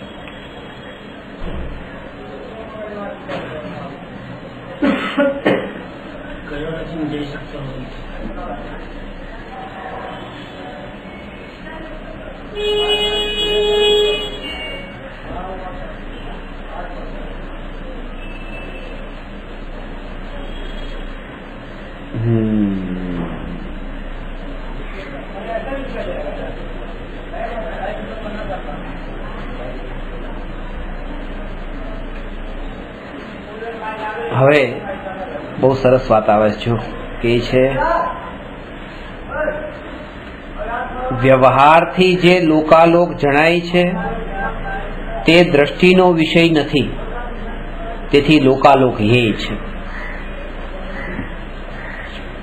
ચાર પ્રકારના વ્યવહાર નહીં અને ચાર પ્રકારના નિશ્ચય નહીં જે છે એમાં જે ત્રણ પ્રકારના નિશ્ચય નહીં, અશુદ્ધ નિશ્ચય નહીં, એકદેશ શુદ્ધ નિશ્ચય નહીં અને સાક્ષાત શુદ્ધ નિશ્ચય નહીં, એ ત્રણેય નિશ્ચય નહીં પણ વ્યવહાર નહીં થઈ જાય છે જ્યારે પરમ શુદ્ધ નિશ્ચય નહીંની વાત આવે છે ત્યારે.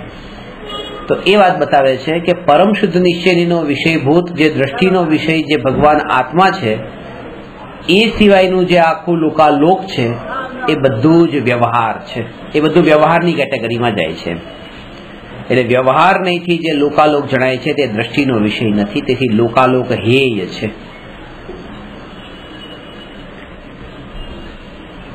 લોકાલોકને જાણનાર જ્ઞાન વ્યવહાર હેય છે.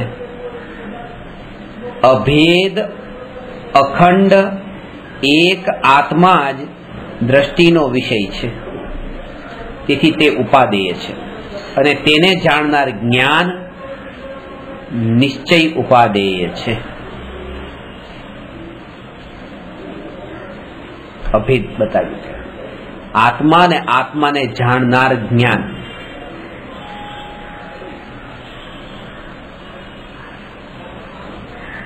આત્મા અને આત્માને જાણનાર જ્ઞાન. આ જે જ્ઞાનમાં જે ભેદ પડ્યો છે એ ભેદ કોના કારણે પડ્યો? માન્યતાના કારણે.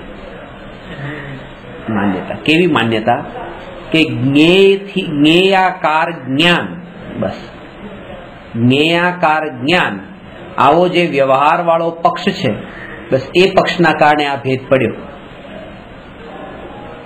એના કારણે આ ભેદ પડ્યો. કેવળ જ્ઞાન અને મતિ જ્ઞાન વચ્ચે શું અંતર છે? નિગોદિયાનું જ્ઞાન અને કેવળ જ્ઞાન વચ્ચે શું અંતર? જ્ઞાન વચ્ચે તો કે આ અંતર છે, કેવળ જ્ઞાનમાં લોકાલોક જણાય, આમાં નથી જણાતું. બસ આ જ બસ એ જ્ઞેયની અપેક્ષા છે.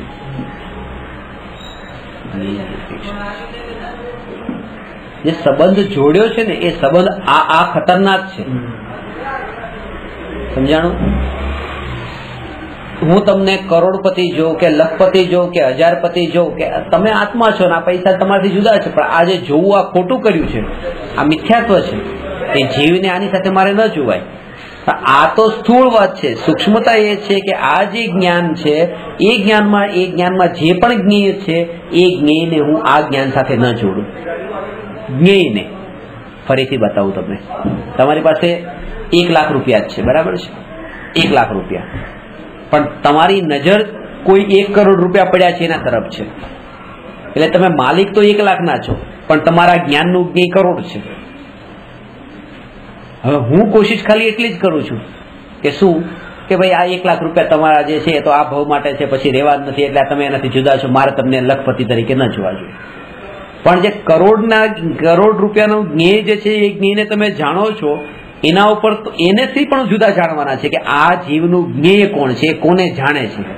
એની પાસે શું છે એ નથી જોવાનું, એ કોને જાણે છે એ પણ છોડવાનું છે. એની પાસે શું છે એ તો છોડવાનું જ છે, પણ એ કોને જાણે છે એને પણ છોડવાનું છે. અને આ દ્રષ્ટિ જયારે આવી એનું નામ છે હવે ખરી રીતે સ્વભાવને ઓળખ્યો. દાખલા તરીકે સમોસરણ અને રત્ન એ ભગવાનની પાસે છે, સુંદર શરીર એ ભગવાનની પાસે છે, તો આ જે છે એને તો નજરમાં લેવાનું નથી, પણ લોકાલોકને જાણે છે, લોકાલોકને પણ ત્યાં લેવાનું નથી. કારણ કે હોવા પણ જે પાસે છે ને એ તો બહુ ઓછું છે. જેમ મેં કીધું લાખ રૂપિયા તો તમારી પાસે જે ઓછા છે, કરોડ વધારે છે, જે જાણો છો એ વધારે છે. જાણવાનું તો કરોડોનું પણ હોય, જ્ઞાનમાં જાણે પોતાની પાસે નથી, પણ અનિલ અંબાણીના એ પૈસા જાણ્યા, તો એ પૈસા જાણ્યા, પણ એને જાણ્યા તો ખરા ને, પેલા એના માલિક ન થયા પણ જાણ્યા. તો એવી રીતે લોકાલોકને જાણ્યું, તો જાણવાના કારણે તેને જે જ્ઞાનમાં જણાતું હોય એના કારણે એ જ્ઞાનમાં ભેદ નહીં પાડ્યો. એ જ્ઞાનમાં ભેદ ન પાડ્યો તો શું કર્યું કે હવે એ જ્ઞાનને તમે સ્વભાવ તરીકે જોયું, જાણવા રૂપે પરિણમવા સિવાય બીજું કઈ નથી કરતા કેવળી ભગવાન.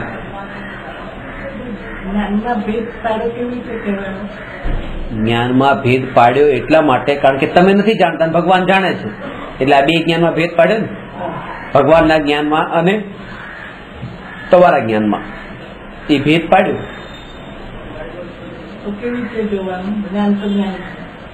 ભગવાનનું જ્ઞાન જે છે એ કોને જાણે છે એ નહીં જોવાનું, મારું જ્ઞાન કોને જાણે છે એ નથી જોવાનું. પોતાનો સ્વભાવ છે જાણવા રૂપ કાર્ય કરવું, જાણવા રૂપે પરિણમવું, બસ આ જાણવા રૂપે પરિણમી રહ્યું છે.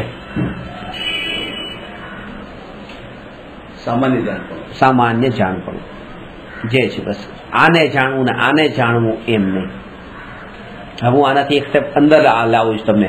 હમણાં જે વાત કરી હતી ને કે પોતાના પક્ષપાત વિના, ધારણા બાંધ્યા વિના, પોતાનો મત બતાવ્યા વિના વસ્તુ જેમ છે વસ્તુને એઝ ઇટ ઇઝ એમ જો.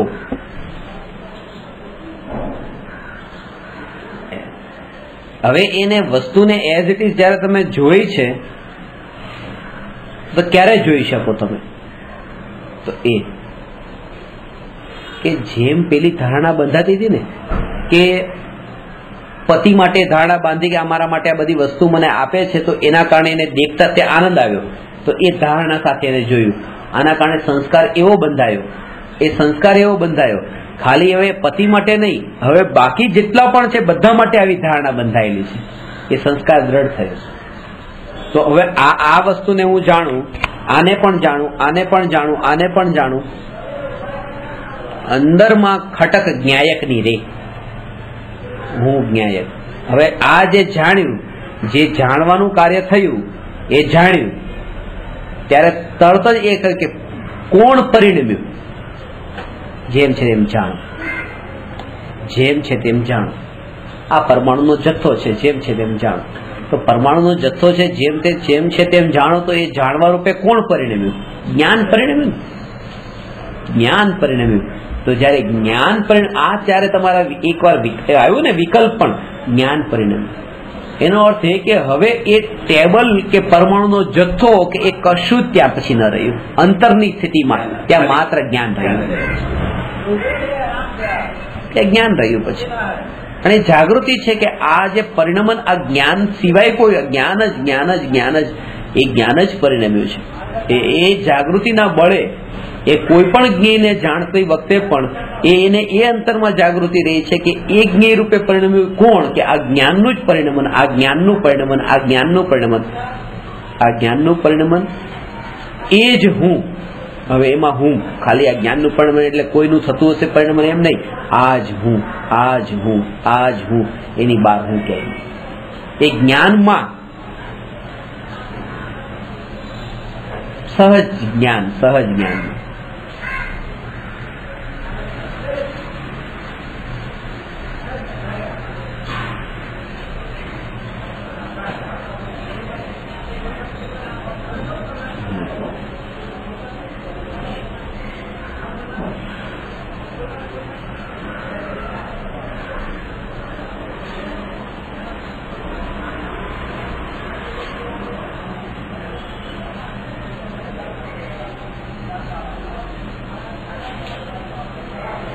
કોઈ ભેદ ન રહ્યો, કોઈ પક્ષપાત ન રહ્યો.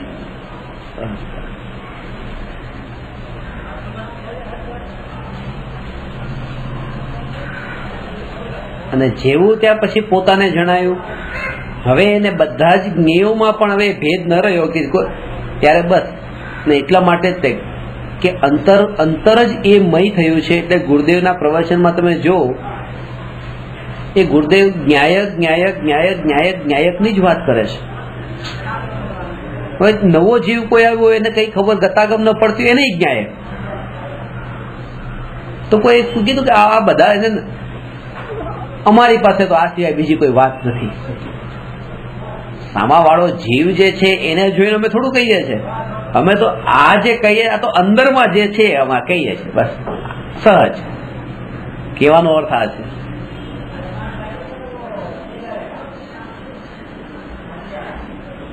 ઇઝરાયલમાં એક સમૃદ્ધ ખેડૂતની કથા છે કે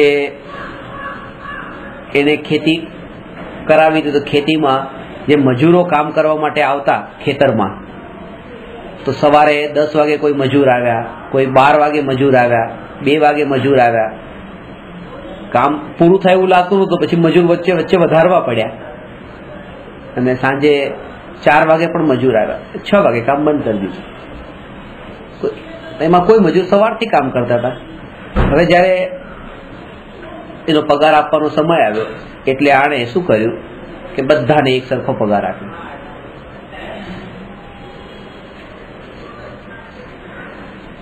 એટલે જે 4 વાગે આવ્યા હતા એને પણ એટલા જ પૈસા આપ્યા જેટલા સવારવાળાને આપ્યા. સવારવાળા લોકો જે હતા એ બધા બગડ્યા. એક તમે આવું કેમ કર્યું? તો એણે કીધું ભાઈ તમને તમારે દિવસની જેટલું મહેનતાણું હતું તમને મળી ગયું છે ને, બસ તમે તમારું કામ કરો. હવે તો કે આ અન્યાય થઈ રહ્યો છે, આ અન્યાય થઈ રહ્યો છે. તમે આને પણ 2 કલાક કામ કરે એને પણ એટલું જ આપો છો ને, એ અન્યાય થઈ રહ્યો છે. કે તમારે શું કામ જોવાનું એ બધું કે હું કોને? પછી એને બતાવ્યું કે આ બધા જે આટલું કામ કર્યું છે ને, મેં એના કોઈને પૈસા આપ્યા જ નથી. મારી પાસે છે, મારે આપવા છે એટલે મેં આપ્યા છે. આમાં આની સાથે કોઈ કનેક્શન જ નથી. 1 કલાક કે 8 કલાક, 8 કલાક કે 2 કલાક મારી પાસે છે ને, મારી પાસે આ જ છે, તમારે આપવું છે. હવે હું ભેદ નથી પાડતો આના માટે આના માટે. તો ગુરુદેવ પણ કે મારી પાસે છે હું આપું છું, હું શું કામ ભેદ પાડું કે આને ઓછું ને આને વધારે. મારા સાહેબ પાસે જાવ, મારા સાહેબ કે અમે આ નથી આપતા. મેં કહું મારા સાહેબ તમે એટલે નથી આપતા કારણ કે તમારી પાસે હોય તો આપો ને, કારણ કે જેની પાસે હોય એ તો આપે જ છે. એ તો કોઈમાં ભેદ ન પાડે. હું તમને જે ન્યાયકની વાત બતાવું છું, તમને જે બતાવી પાછળ આ બેન પણ બેઠા છે, એમને સમજાતું છે કેટલું સમજાતું નથી, કારણ કે એ સિવાય બીજી કોઈ વાત અહીંયા નથી. આ એક જ વાત છે. રાજા રાણીની કથા તો આવડતી નથી.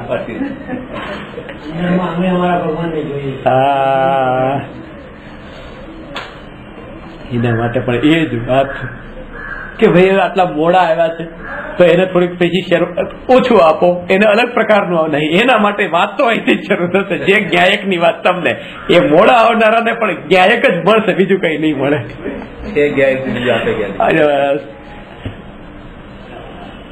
લક્ષ્ય ખાવા વાળાનું નથી, લક્ષ્ય પોતાની પાસે આ છે એ આપીએ છે, એમ કે બીજું છે જ નહીં.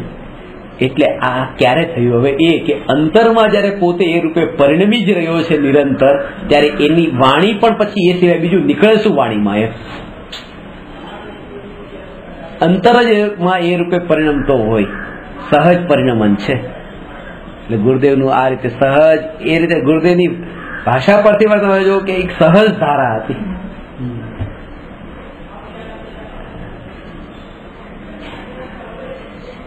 આ સહજતા, કરુણા હતી, એ કરુણા પણ સહજ હતી. અકર્તાવાદ પણ હતો. કરુણાથી ઉપદેશ નીકળે કે આ જીવો સાંભળે, પણ કરનાર કોઈનું નથી. તો અકર્તાવાદની શ્રદ્ધા સહિતની કરુણા હતી, એટલે એમાં સહજતા હતી.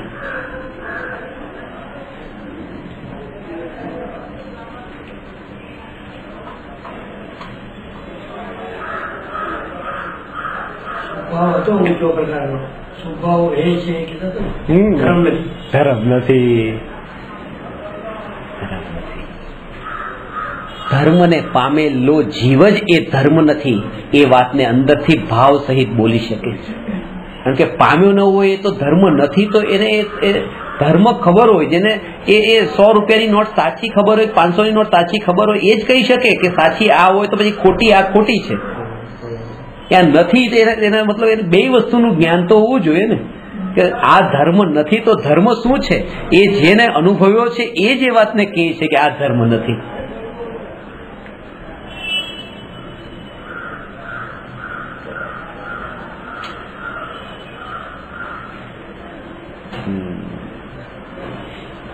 બીજાને ભાવ પણ ના આવે.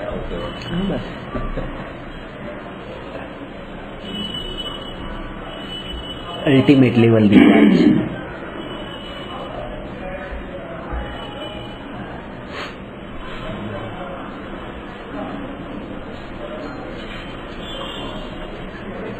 રાત્રે 8 વાગે બસમાં ટ્રાવેલિંગ કરતી વખતે 4-5 મહારાજ સાહેબને વિહાર કરતા જોયા. 8 સાડા 8 થયા હતા રાતના. હા, મંગળવારે.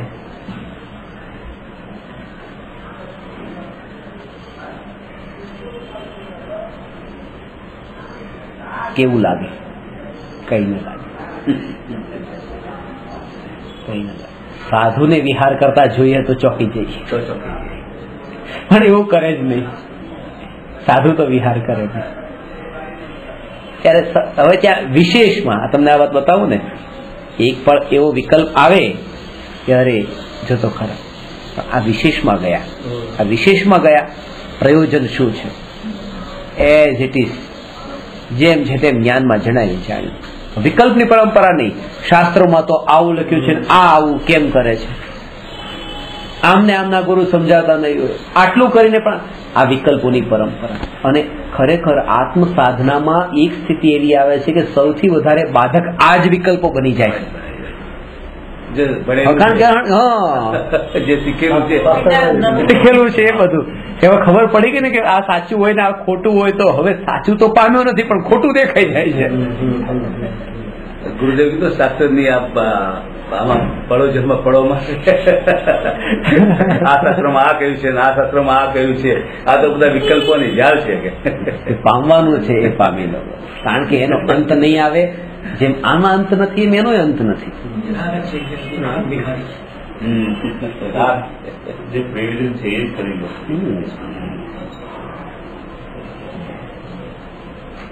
તે કહેતા ને કે તમે આઈપેડ 1 છે ને પછી 2 આવશે ને પછી 3 આવશે, કે ટેકનોલોજી છે તો વાપરી લો. વાપરો કોઈ કે વાપરશો 5-5 દિવસે 10 દિવસે નવું કઈક ને કઈ તો બિઝનેસ ચલાવવા કરવાના છે ને કાઢવાના છે, એનો એન્ડ નથી. એટલે એક સ્થિતિ એવી આવી જોઈએ કે બસ જેટલું જરૂરિયાત હતી એટલું કરી લીધું, બસ હવે આગળ વિકલ્પો બંધ થઈ ગયા. આ શાસ્ત્ર પણ એવી રીતે કે પોતાનું પ્રયોજન છે એટલું જાણી લીધું, પણ બાકી આ વિકલ્પોમાં ફસાવાનું નથી.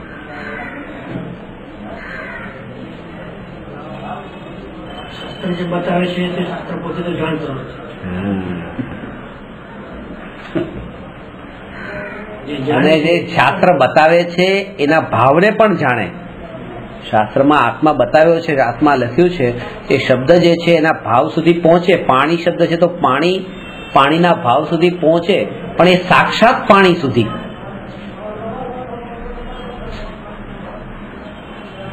આ વાત એ છે, સાક્ષાત પાણી સુધી પહોંચવાનું છે, પાણીના ભાવ સુધી માત્ર નહીં. ખબર પડી કે પાણી એટલે આ, પણ એની તરફ થોડી छिपावવાની છે. પાણી શબ્દથી પણ छिपावવાની નથી. પાણી શબ્દનો ભાવ પણ ગ્રહણ કર્યો કે આનું નામ પાણી, એમાંય નહીં छिपाય. પાણી સાક્ષાત એને સ્પર્શે. આ પર્યાયમાં એ ભાવ ભાષણ ભલે થઈ જાય કે જ્ઞાયક, ત્યાં જે ગુરુના વચનોમાં, શાસ્ત્રના વચનોમાં આ જ્ઞાયક, પણ નહીં, સ્પર્શના દ્રવ્યની થાય ત્યારે જ એને સમરસ. સ્પર્શના એટલે કે હવે આ ભેદ ન રહ્યો, જાણનાર કોણને જાણે છે કોને. એ સ્થિતિ સ્થિરતાની સ્થિતિ છે.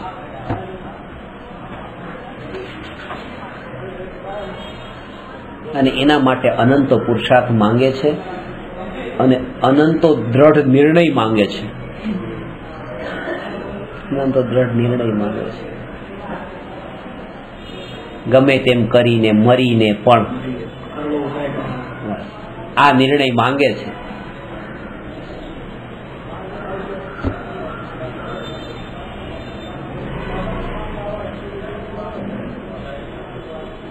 બે હાથ કપાઈ જાય અને આત્મા મળતો હોય તો જોઈએ છે.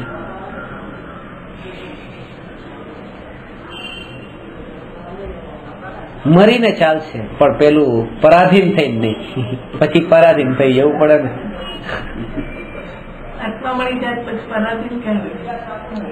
આ જ વાત છે, આ જ વાત. પછી એટલે કીધું કે કઈ પણ કોઈ પણ સ્થિતિ સામે તૈયાર છે, કારણ કે જે ક્યારેય નથી મળ્યું અને કરોડો ઉપાયથી પણ એને નથી મળ્યું, હવે એને કોઈ પણ રીતે મળતું હોય તો સ્વીકાર છે.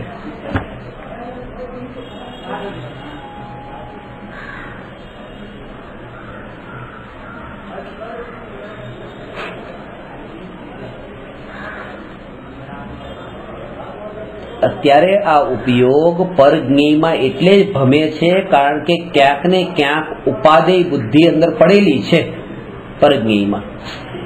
જેવી પરજ્ઞેયમાં ઉપાદેય બુદ્ધિ છૂટતી જાય તેમ તેમ ઉપયોગ સહજ રૂપે એ પરમાંથી ખસતો જાય ને સ્વભાવ તરફ આવતો જાય. આ સહજ દશા છે. મૂળ છે ઉપાદેય બુદ્ધિ, મૂળ કારણ જેના કારણે ત્યાં જાય છે. સુખનો ભાવ, સુખનો ભાવ.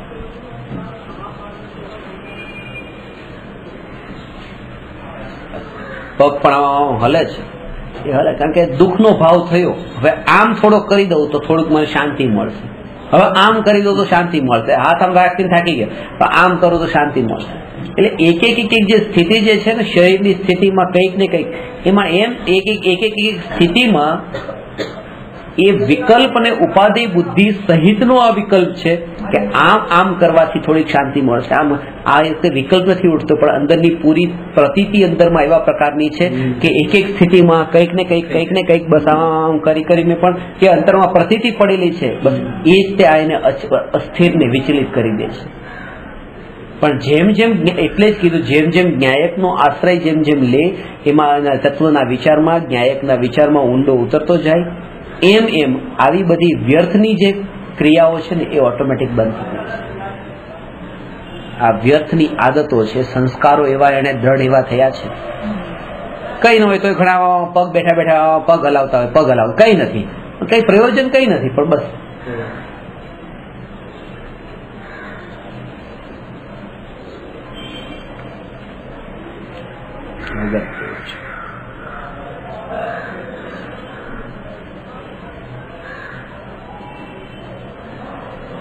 એક ફકીરને કોઈ પૂછ્યું કે તમારે સાધના કરો છો તો સાધનામાં તમે શું કરો છો? તો એણે કીધું કે ભૂખ લાગે ત્યારે જમી લઉં છું, ઊંઘ આવે ત્યારે સૂઈ જાઉં છું, ઊંઘ ઉડે ત્યારે ઉઠી જાઉં છું, વાત કરવાનું મન થાય ત્યારે વાત કરી લઉં છું, બેસવાનું મન થાય ત્યારે બેસું છું, ઊભું થવાનું મન થાય ત્યારે ઊભું છું, ચાલવાનું મન થાય ત્યારે ચાલું છું. આ મારી સાધના છે. એ વાતમાં બહુ રહસ્ય છે, બહુ રહસ્ય છે. એમાં એ વાત છે અપ્રયોજનભૂત વિકલ્પોથી પેલા બચી જાઉં છું. જે તમે પોતે જોજો અંતરમાં એ વિકલ્પ ઉત્પન્ન જ થતો, ભોજનનો વિકલ્પ ઉત્પન્ન જ થતો. ભૂખ લાગી નથી પણ તોય તે સવાર થઈ 8 વાગ્યા એટલે જમી લઈએ છીએ, નાસ્તો કરી લઈએ છીએ. આ જે સ્થિતિ છે એ ભૂખ વગર કરી, ભૂખ નથી લાગી. આ આદિ બની ગયા છીએ એટલા માટે એ કરી લેવું છે. કેટલાય દિવસથી રેસ્ટોરન્ટમાં જમવા નતા ગયા એટલે જમવા ગયા. આજે ભાવ નતો પણ કેટલાય દિવસથી નતા ગયા એટલે જઈ આવ્યા. અંદરમાં એ કીધું કે જેવી વૃત્તિ ઉઠે તો એ કાર્ય કરે છે, પણ આ તો વગર વૃત્તિ ઉઠે તે એ પોતે તૈયાર કર વૃત્તિને ઉઠાવે છે.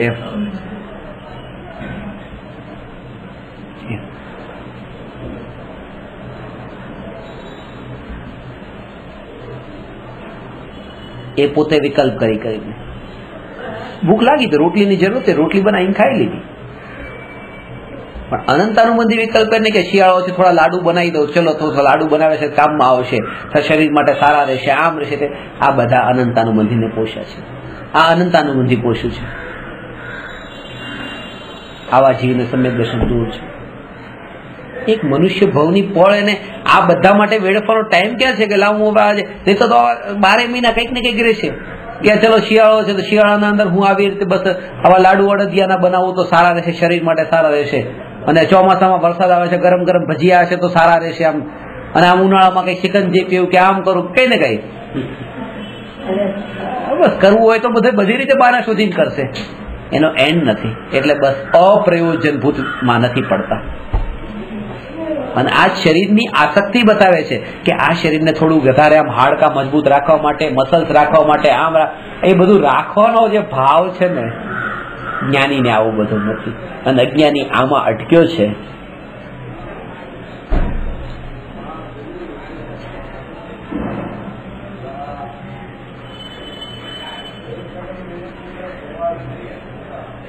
ઘરમાં એક ફોટો રાખી દેવો કૃપાળુ દેવનો.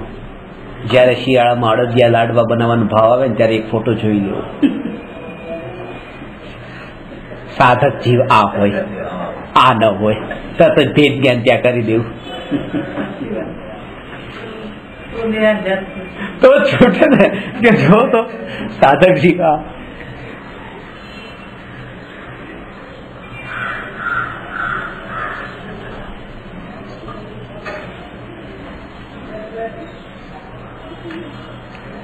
એટલે ઘડિયાળના કાંઠે ચાલવાનું છે અત્યારે, એ સાધના નથી.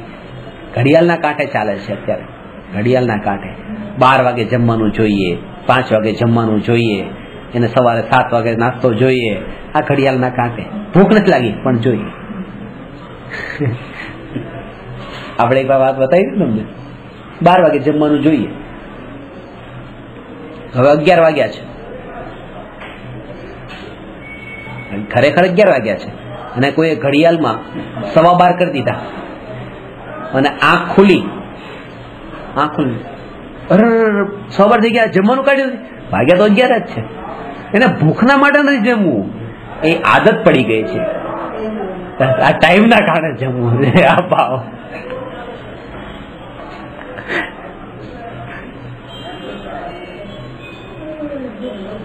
એટલામાં આ રીતે સહજ જ્ઞાનીને ઉપવાસ થાય છે. ભોજનના વિકલ્પ ઉઠતા નથી તો જમતા નથી, એ સહજતા છે. એમ વિકલ્પ ઉઠ્યો ક્યારે ભોજન તો જમવામાં આહાર માટે નીકળ્યા, ન ઉઠ્યો તો નહીં જમે. આ તો પહેલેથી પ્લાનિંગ કર્યું કે કાલે મારે ઉપવાસ છે, જમવું નથી. પહેલેથી એ વિકલ્પ કરવો નથી જમવાનો. આ તો સહજ વિકલ્પ ઉઠ્યો નહીં. ઉપવાસ અનશન કરી લેશે, ઉપવાસ નહીં કરે. ભૂખ્યા રહેવાનું નામ અનશન છે. એટલા માટે બાહ્ય તપમાં અનશન જ કીધું છે, ઉપવાસ કીધો જ નથી. બહારના તપમાં એકમાં ઉપવાસ નથી. જેને આ ઉપવાસનો અર્થ તો ધ્યાન થાય છે. જે 12મું તપ છે એ 12મા તપને પહેલું તપ કહી દીધું, ઉપવાસ જે છે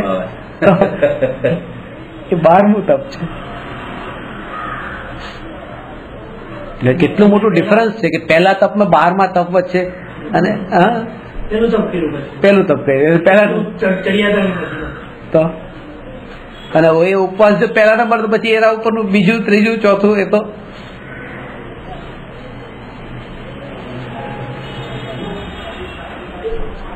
કેવળી ભગવાન નિશ્ચયથી સ્વને જાણે છે અને વ્યવહારથી પરને જાણે છે. આ વાત બતાવી. હવે પ્રશ્ન છે 286. શું ઇન્દ્રિય જ્ઞાન તે જ્ઞાન છે?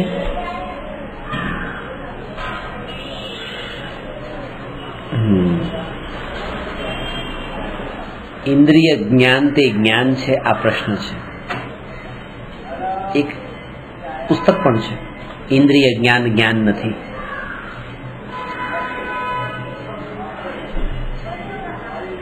આ વાતને સમજી લીધા પછી તમને અનેકાંત દ્રષ્ટિનું ભાન થશે. અને એકાંત વાળી જે માન્યતા જે છે કે ઇન્દ્રિય જ્ઞાન જ્ઞાન જ નથી, એમ નથી. આ અપેક્ષાએ આમ છે, આ અપેક્ષાએ આમ છે, અને બંને અપેક્ષાથી નિષ્પક્ષ તમે થઈને જોવ તો આમ છે. પાછું પક્ષાતિક્રાંત થઈને એ ત્રણ વાતને આમાં સમજાવી છે. પહેલી વાત તો એ કે ઇન્દ્રિય જ્ઞાન જે છે આ જે બધા ભેદ મતિ, શ્રુત, અવધિ, મન, પર્યય અને કેવળ, આ 5 જ્ઞાન, એ ભેદ કોણે બતાવ્યા? ભગવાનની વાણીમાં જ આવ્યા ને. આપણને તો ખબર નથી. પછી એમાં મતિ જ્ઞાન અને શ્રુત જ્ઞાન એ પરોક્ષ જ્ઞાન છે. અવધિ જ્ઞાન, મન, પર્યય જ્ઞાન ને કેવળ જ્ઞાન એ પ્રત્યક્ષ જ્ઞાન છે. એમાં પણ અવધિ જ્ઞાન અને મન, પર્યય જ્ઞાન એ વિકલ પારમાર્થિક પ્રત્યક્ષ છે અને કેવળ જ્ઞાન સકલ પારમાર્થિક પ્રત્યક્ષ છે, તો આવા બધા ભેદ પણ ભગવાનની વાણીમાં આવ્યા ને એ વાણીથી આ ગ્રંથોમાં, શાસ્ત્રોમાં લખાયા. હવે એમાં જે ઇન્દ્રિય અને મનના નિમિત્તથી જાણે છે તે મતિ જ્ઞાન છે, તે પરોક્ષ છે. પરોક્ષનો અર્થ આ તે બે જ્ઞાન ઇન્દ્રિય જ્ઞાન છે અને 3 જ્ઞાન અતિન્દ્રિય જ્ઞાન છે. આ ભેદ પણ ભગવાનની વાણીમાં આવ્યા અને જ્ઞાનના ભેદમાં પાછા બતાવ્યા. ઇન્દ્રિય જ્ઞાન જે છે એ જ્ઞાનનો ભેદ છે, જે મતિ જ્ઞાન ને શ્રુત જ્ઞાન એ ઇન્દ્રિય જ્ઞાન છે. અને એ 5 પ્રકારના જે જ્ઞાનના ભેદ, અજ્ઞાનના ભેદ નહીં, સમ્યક જ્ઞાનના ભેદ બતાવ્યા છે. સમ્યક દ્રષ્ટિને પણ આ 5 ભેદ, એના ભેદ બતાવ્યા છે. સમ્યક દ્રષ્ટિના આ જ્ઞાનના ભેદ છે. મિથ્યા દ્રષ્ટિના તો કુઅવધિ, કુમતિ, કુશ્રુત ને કુઅવધિ છે એમ. આ તો સમ્યક દ્રષ્ટિને પણ આ ભેદ છે. એટલે એટલી વાત તો પહેલા સ્વીકારવી કે ઇન્દ્રિય જ્ઞાન જે છે, ઇન્દ્રિય જ્ઞાન જે છે એ પણ જ્ઞાન છે, કારણ કે ભગવાને બતાવ્યા છે. એટલે સર્વથા નિષેધવા યોગ્ય નથી. પહેલી વાત તો એ સ્થિતિ બરાબર છે કે જ્યાં ઇન્દ્રિય જ્ઞાન જ્ઞાન નથી, ઇન્દ્રિય જ્ઞાન જ્ઞાન નથી, તો એ સ્થિતિ જયારે આવે છે ને, તો કયું જ્ઞાન જ્ઞાન છે? ઇન્દ્રિય જ્ઞાન જ્ઞાન નથી તો કયું જ્ઞાન જ્ઞાન છે? અતિન્દ્રિય જ્ઞાન એ જ્ઞાન છે. કારણ કે ઇન્દ્રિય નથી, જયારે તમે એમ કીધું ને કે ઇન્દ્રિય જ્ઞાન જ્ઞાન નથી, એનો મતલબ કે એ સિવાયનું જે અતિન્દ્રિય જ્ઞાન એ જ્ઞાન છે. અને અતિન્દ્રિય જ્ઞાનને તમે જયારે જ્ઞાન કહો છો તો અતિન્દ્રિયમાં પણ અતિની અંદર પછી શું રહેલું છે? ઇન્દ્રિય જ છે ને. તો વાત તો પાછી ઇન્દ્રિયની જ આવી. પેલામાં અસ્થિ રૂપે હતી, આમાં નાસ્તિ રૂપે આવી. એટલા માટે ઇન્દ્રિય જ્ઞાન જ્ઞાન, ઇન્દ્રિય જ્ઞાન જ્ઞાન નથી તો અતિન્દ્રિય જ્ઞાન પણ જ્ઞાન નથી. જો જ્ઞાન કહો તો ઇન્દ્રિય જ્ઞાન પણ જ્ઞાન છે અને અતિન્દ્રિય જ્ઞાન પણ જ્ઞાન છે. જો ઇન્દ્રિય જ્ઞાન જ્ઞાન નથી તો અતિન્દ્રિય જ્ઞાન પણ જ્ઞાન નથી. તો શું છે? જ્ઞાન માત્ર જ્ઞાન છે. એને આ એક્ઝેક્ટિવ, આ વિશેષણ લગાવી ન દો અતિન્દ્રિય, કારણ કે અતિન્દ્રિયના વિશેષણમાં બીજો વિકલ્પ ઉભો છે ઇન્દ્રિય વાળો.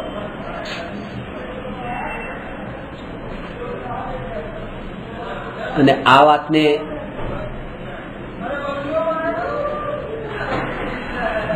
જે ભૂલવાનું, ઇન્દ્રિયના નિમિત્તથી જ્ઞાન થાય તે ઇન્દ્રિય, ઇન્દ્રિયના વિના થાય તે અતિન્દ્રિય. પણ ઇન્દ્રિય વિના થાય તે અતિન્દ્રિય, ઇન્દ્રિય વિના થાય તે અતિન્દ્રિય. એમાં ઇન્દ્રિયના વિના એટલે ઇન્દ્રિયનો વિકલ્પ તો વચ્ચે ઉઠે છે કે નહીં? તે સ્વભાવ નથી આવતો. સ્વભાવનો અર્થ એ કે બસ માત્ર જાણવું. આમાં ઇન્દ્રિય હોવું કે ઇન્દ્રિયનું ન હોવું, આ બેમાંથી કોઈ વાત નથી આવતી. અને એ સ્વભાવની જ્યાં વાત આવે ત્યાં તો જ્ઞેયની વાત પણ નથી આવતી કે કોનું જાણવું.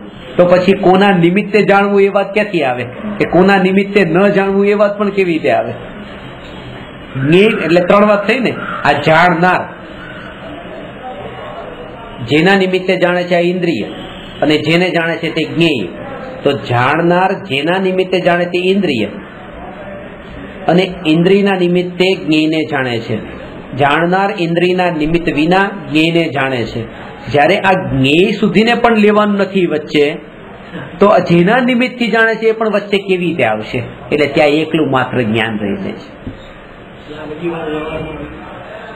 આ વ્યવહારથી આમ બોલવામાં આવે છે, પણ આ વ્યવહાર પણ નથી. કયો?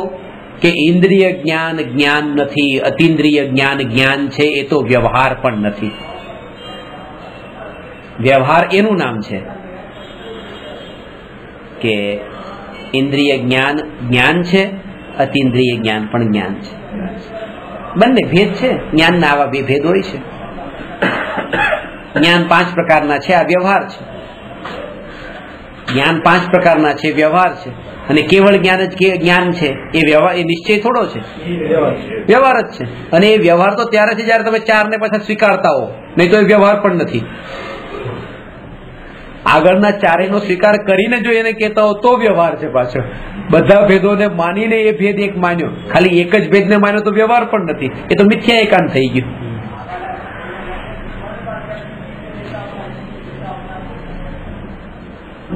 એટલે જયારે વ્યવહારની વાત આવે ત્યારે બધા ભેદ સ્વીકાર છે, અને નિશ્ચયની વાત આવે ત્યારે અભેદ, કોઈ ભેદ નહીં, અભેદ.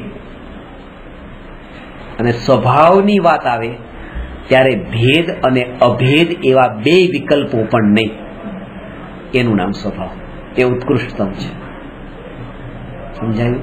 ત્યાં આ બે ભેદ, કારણ કે જયારે તમને મેં એકવાર વાત બતાવી હોય તો વિતરાગી ને અરાગી, આત્મા જે અરાગી, આત્માનો શુદ્ધ સ્વભાવ કેવો છે? વિતરાગી તો નથી, પણ અરાગી આત્માને દ્રષ્ટિનો વિષય નથી કીધું, ન્યાય. કારણ કે રાગ છે ને અંદર, અરાગીમાં પણ વિતરાગીમાં રાગ હતો. વિતરાગીમાં કેવી રીતે હતો કે ભાઈ ભૂતકાળમાં રાગ હતો ને વર્તમાનમાં નથી, તે વિતરાગી. પણ રાગ વચ્ચે આવ્યો ને, એ વિતરાગી સ્વરૂપને સ્પષ્ટ કરવા માટે રાગનું સ્વરૂપ આવ્યું ને વચ્ચે. રાગ વગર વિતરાગ તો સમજાય જ નહીં. અરાગીમાં રાગ આવ્યો એટલા માટે જે સ્વભાવમાં બિલકુલ નથી, અને એટલા માટે જેને સ્વભાવની અનુભૂતિ કરવી હોય એને અનુભૂતિ માટે આ રાગની અનુભૂતિ પાછી થઈ જાય વચ્ચે, તો સ્વભાવ ક્યાં અનુભવમાં આવે? જે નથી બિલકુલ ત્રણેય કાળમાં. એટલે બતાવ્યું કે હું અરાગી નહીં, હું જ્ઞાયક છું.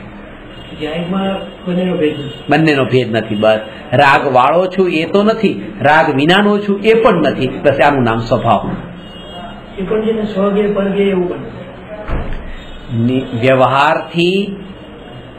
વ્યવહારથી સરાગી છું, નિશ્ચયથી અરાગી છું, અને સ્વભાવથી જ્ઞાયક છું.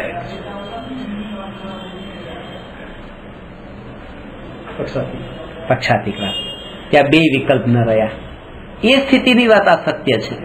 પણ જે જીવ પેલું ડગલું માંડી રહ્યો છે એના માટે તો ભાઈ આ કાન વડે તમે સાંભળો છો, આવો. ત્યાં એને એમ નહીં કહો કે ઇન્દ્રિય જ્ઞાન નથી, પેલો કાનમાં તે રૂ નાખીને આવશે, ઇન્દ્રિય જ્ઞાન તો જ્ઞાન નથી, તો એ બેસે શું કામ? ત્યારે તેને કઈ કાન ખુલ્લા રાખજો, તમારી આંખ બંધ નહીં કરો. અત્યારે મારા પ્રવચનમાં આંખ બંધ કરીને આંખ પ્રવચન નહીં સાંભળવાના કોઈ, આંખ ખુલ્લી રાખીને સાંભળો. જે હું બોલું છું તમે તમારી પુસ્તકમાં વાંચો, જો હું જે કહું છું તમારામાં લખ્યું છે કે નહીં, કે ખાલી મારા પુસ્તકમાં જ લખ્યું છે. કે ત્યાં એમ નહીં કે ઇન્દ્રિય જ્ઞાન તો જ્ઞાન જ નથી, આંખ કાન નાકની જરૂર જ નથી, એમ નહીં. એ પહેલું ડગલું માંડે છે. એ જીવ માટે શરૂઆત ત્યાંથી થાય છે. એટલે આ પ્રશ્ન દરેક પ્રશ્નમાં મેં એ રીતે તમને આમાં આન્સર પણ જે રીતે આપ્યા છે ને, એ રીતે કે એકડો ઘૂંટવા વાળો હોય ત્યાંથી શરૂઆત કરીને અનુભૂતિ સુધીનો આખો ક્રમ છે. વાત તો એ બરાબર છે, ઉત્કૃષ્ટ વાત છે, સાંભળવી ગમે એવી છે. એ વાત સાંભળવી ગમે એવી છે, પણ સાંભળે ક્યારે કાન ખુલ્લા હોય ત્યારે ને ત્યારે તમે કહો કે ઇન્દ્રિય જ્ઞાન ત્યારે કાન.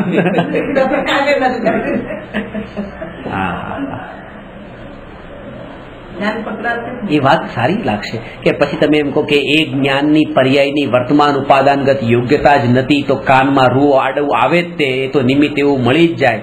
એ વાત પરમ સત્ય. પણ આ બોલવા માટે નથી હોતી, આ તો અંતરમાં પરિણતિમાં પરિણમી જાય, ઉતરી જાય, એના માટેની વાત છે. જયારે 12માં તમે આવ્યા છો, શિષ્ય સામે તમે આવ્યા છો, ત્યારે શિષ્યની સામે તમારો પરમાં ગયા એટલે વ્યવહારનો પક્ષ ઉભો થવાનો છે. નિશ્ચય જે છે, નિશ્ચય તો અંદરમાં ઉતરવા માટે હોય છે, પરમાં જવા માટે નિશ્ચય થોડો છે. પર માટે તો વ્યવહાર છે, નહીં તો સો માટે પણ નિશ્ચય ને પર માટે નિશ્ચય, તો વ્યવહારની કોઈ જરૂર જ નથી. પછી આ વ્યવહારની આ જરૂર છે. પર સાથે ગુરુનો શિષ્ય સાથેનો જયારે સંપર્ક થાય છે ત્યારે આવો વ્યવહાર વાળો પક્ષ થાય છે. અને એ સાંભળીને તે પછી એ શિષ્ય સમજી પણ જાય છે. એ વાત શિષ્યને અંદરમાં સમજવા દો કે ઇન્દ્રિય જ્ઞાન નથી, તમે નહીં કહો, એને અંદરમાં એવું લાગવું જોઈએ, સમજવા દો કીધું. એને પણ એમ નહીં કીધું શિષ્યને બોલવા દો, બોલવાનું તો શિષ્ય પણ નથી, ખાલી સમજવાનું જ છે. કોઈ આ વાતને બોલવાની નથી. ઇન્દ્રિય જ્ઞાન નથી, એ વાતને અલગ અલગ અપેક્ષાએ સ્પષ્ટ કરી છે. જો 5 મિનિટ લઉં.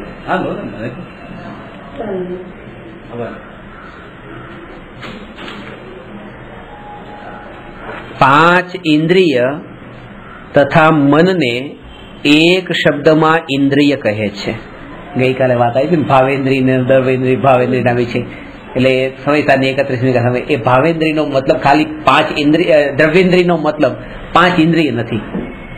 દ્રવ્યેન્દ્રિયનો મતલબ 5 ઇન્દ્રિય વત્તા એક મન, એ 6 એની વાત છે. એટલે 5 ઇન્દ્રિય તથા મનને એક શબ્દમાં ઇન્દ્રિય કહે છે. ઇન્દ્રિય જ્ઞાન એટલે 5 ઇન્દ્રિય તથા મનના નિમિત્તથી પ્રવર્તતું જ્ઞાન. નિમિત્તથી પ્રવર્તતું જ્ઞાન. ઇન્દ્રિયના નિમિત્તથી પ્રવર્તીને પણ જ્ઞાન પોતાના જાણવારૂપ સ્વભાવને છોડતું નથી. તેથી ઇન્દ્રિય જ્ઞાન પણ જ્ઞાન છે. આ વાત નિમિત્ત તો હતું, એ વાત સાચી ખોટી કે સાચી, નિમિત્ત હતું. પણ નિમિત્ત એ ઇન્દ્રિય, આ વાત સમજવા જેવી છે કે આંખના નિમિત્તે એ દ્રશ્યને દેખ્યું, તેમ છતાં પણ જે જાણવારૂપ પરિણમન જે થયું એ આંખનું ન થયું ને જ્ઞાનનું થયું. તો જાણવારૂપ જ થયું ને પરિણમન, તો ભલે ઇન્દ્રિયના નિમિત્તથી થયું હતું પણ જાણવારૂપ પરિણમન થયું, એ સિવાય બીજું કઈ પરિણમન ન થયું. એટલા માટે એ ઇન્દ્રિય જ્ઞાન પણ જ્ઞાન છે. વાત એ છે. કારણ કે નિમિત્ત ઇન્દ્રિય જ્ઞાન શબ્દ કેમ પડ્યો છે? ઇન્દ્રિય જાણે એ ઇન્દ્રિય જ્ઞાન નહીં. જે જ્ઞાન જાણે ત્યારે ઇન્દ્રિયો નિમિત્ત હોય એ ઇન્દ્રિય જ્ઞાન. એ વ્યવહાર વાળો પક્ષ ઉભો કર્યો છે. નિમિત્તની અપેક્ષા એ કથન કર્યું છે કે જે જ્ઞાન જયારે જાણે, પણ એ જ્ઞાન જયારે જાણે છે, ભલે ઇન્દ્રિયના નિમિત્તથી જાણે છે, ઇન્દ્રિયના નિમિત્તથી જાણે છે, પણ એ પોતાની એવી યોગ્યતા છે, પોતાની એવી શક્તિ છે એટલે જાણે છે. અને જાણવા સિવાય બીજું કંઈ પરિણમતું નથી, જાણવા સિવાય બીજા કોઈ રૂપે પરિણમતું નથી. એટલા માટે જાણવાનું કાર્ય તો એમાં પણ એવું જ છે. એટલા માટે ઇન્દ્રિય જ્ઞાન પણ જ્ઞાન છે. નિગો એ તો પછી શું થશે? એ જો ઇન્દ્રિય જ્ઞાનનો સર્વથા નિષેધ કરવામાં આવે તો પ્રારંભિક ભૂમિકામાં આત્માર્થી એ કરવા યોગ્ય શાસ્ત્ર વાંચન, પ્રવચન શ્રવણ, તત્વચિંતન વગેરે જ્ઞાનનો નિષેધ માનવો પડશે. શાસ્ત્ર વાંચન તો આંખના નિમિત્તે, પ્રવચન શ્રવણ કાનના નિમિત્તે, તત્વચિંતન મનના નિમિત્તે. આ 3 વાત બતાવી.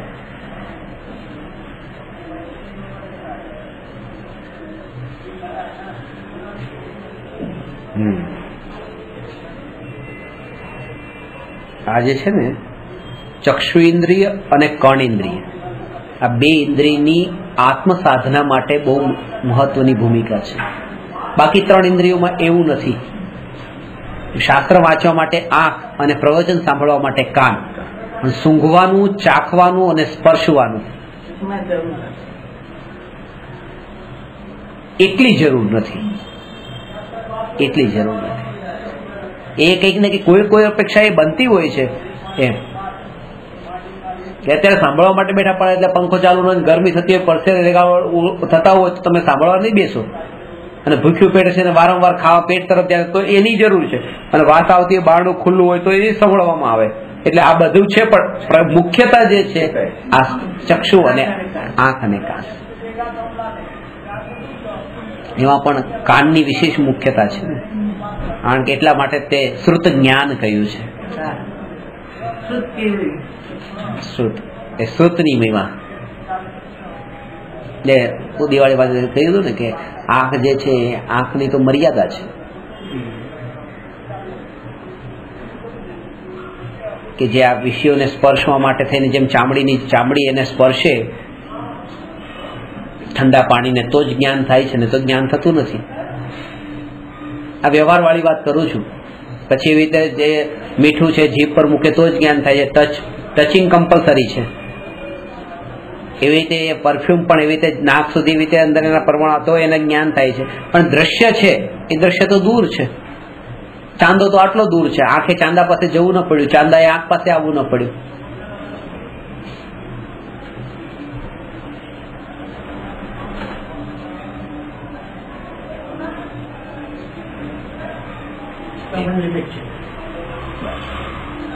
છતાં પણ લિમિટ છે આંખની. કેમ લિમિટ છે? કારણ કે અત્યારે મારે અહીં વાંચવું છે, તો વાંચવા માટે મારી આંખ આ બાજુ છે, તો હું અહીંનું મને દેખાય છે ને, પણ પાછળનું નથી દેખાતું. પાછળનું નથી દેખાતું. પણ કાનમાં એવું છે કે પાછળ પણ કોઈ બોલતું મને સંભળાઈ શકે છે. આંખમાં એ ન થઈ શકે. આંખની સામે હોય એને જ તે જાણે. પાછું ભલે ટચ ન કરે પણ અહીંની સામે હોવું જોઈએ. કાન તો સામે ન હોય તો પણ સાંભળી લે. એટલે શ્રુત જ્ઞાન એનો વિસ્તાર વિશેષ છે. એટલે આ 3 વાત બતાવી. વર્તમાન ભૂમિકામાં આ રીતે ઇન્દ્રિય જ્ઞાનને પણ જ્ઞાન જાણવું, અતિન્દ્રિય જ્ઞાન પણ જાણે છે તથા ઇન્દ્રિય જ્ઞાન પણ જાણે છે. જાણપણાની અપેક્ષાએ બંનેનો સ્વભાવ એક સમાન છે. જાણે છે બસ. રાગ દ્વેષ કરે છે એ ઇન્દ્રિય તિન્દ્રિયના કારણે નથી ભેદે. એટલે ત્યાં આ બંને ભેદ છૂટી જશે. ઇન્દ્રિય જ્ઞાન પણ જાણે છે અને અતિન્દ્રિય જ્ઞાન પણ જાણે છે. ત્યાં આ વાત તો સમજાવવા માટે હવે સ્વભાવની નજીક જઈને વાત કરીએ ત્યારે જ્ઞાન માત્ર જાણે છે.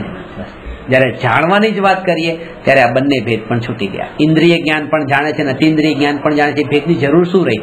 કારણ કે સિદ્ધ તો કરવું છે, જાણે છે, તો જાણવાનું પ્રયોજન તો જ્ઞાન સાથે છે. તો બસ જ્ઞાન માત્ર જાણે છે. ઇન્દ્રિય જ્ઞાનનો નિષેધ કરવામાં આવે તો અજ્ઞાની જીવો ઇન્દ્રિય જ્ઞાની હોવાથી તેમને જ્ઞાન રહિત જડ માનવાનો પ્રસંગ આવશે. એ જ્ઞાન ઇન્દ્રિય જ્ઞાન તો જ્ઞાન જ નથી, તો પછી આ જ્ઞાન વગરના થઈ ગયા. કારણ કે એને તો ઇન્દ્રિય જ્ઞાન જ હતું ને, જડ થઈ ગયા.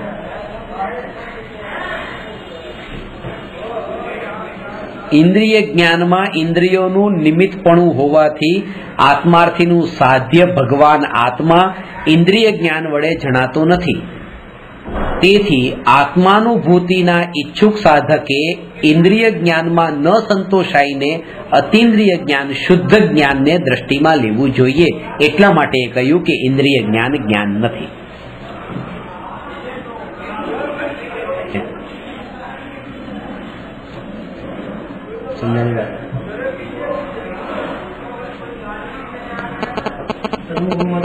લક્ષ્ય એ છે, લક્ષ્યના માધ્યમથી દેખાશે.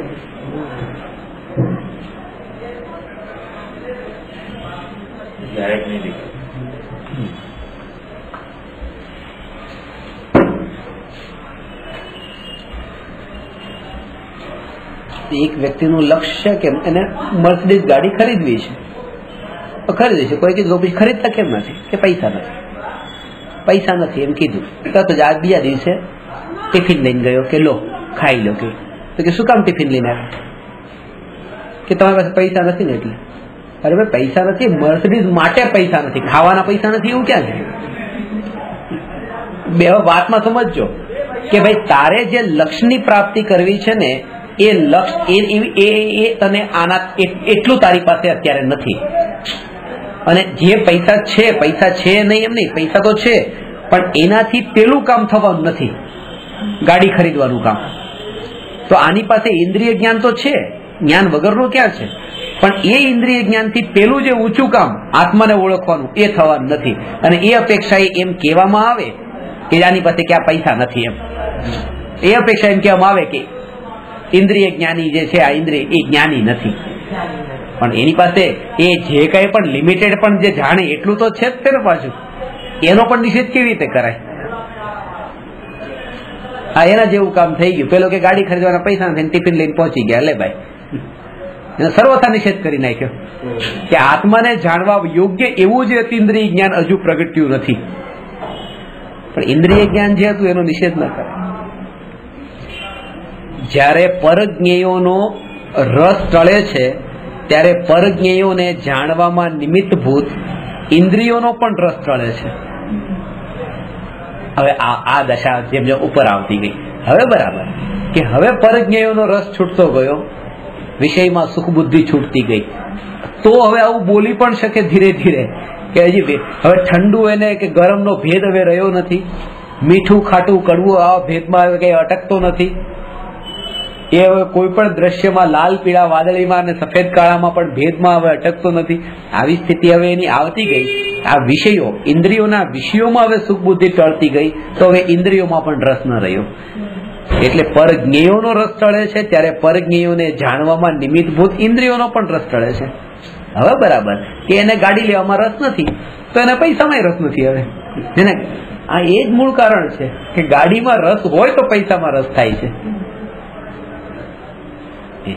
એટલે કમાણીનું મૂળ કારણ ખાલી કમાણી નથી. કમાણીનું મૂળ કારણ તો એ છે કે એના એન્ડમાં, એના પરંપરામાં જે બીજા બધા જે સાધનો એ મળે છે એટલે આ એને જોઈએ છે. બાકી એમાં તો શું છે?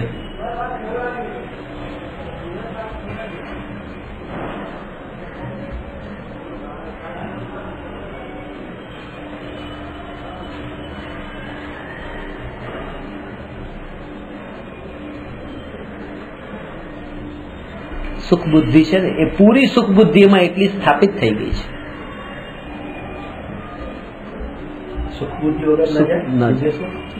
સુખ બુદ્ધિ એની સ્થાપિત થઈ ગઈ છે એટલે આમાં શું, એની રુચિ, એની રુચિ નથી ત્યાં, અરુચિ છે. અરુચિ એટલે ન્યાયકની રુચિ, એનું નામ બિઝનેસની અરુચિ. રુચિ અને અરુચિની ડેફિનેશન જ આ છે. એ દુનિયાને દેખાય છે જાય છે, દુનિયાને દેખાય છે જાય છે. કારણ કે સમ્યક દર્શન થયા પછી જ્ઞેયોને નહીં, જ્ઞેયોને જાણનારા જ્ઞાનનો જ જ્ઞાતા થઈને સહજ રૂપે રહે, એ વાત છે.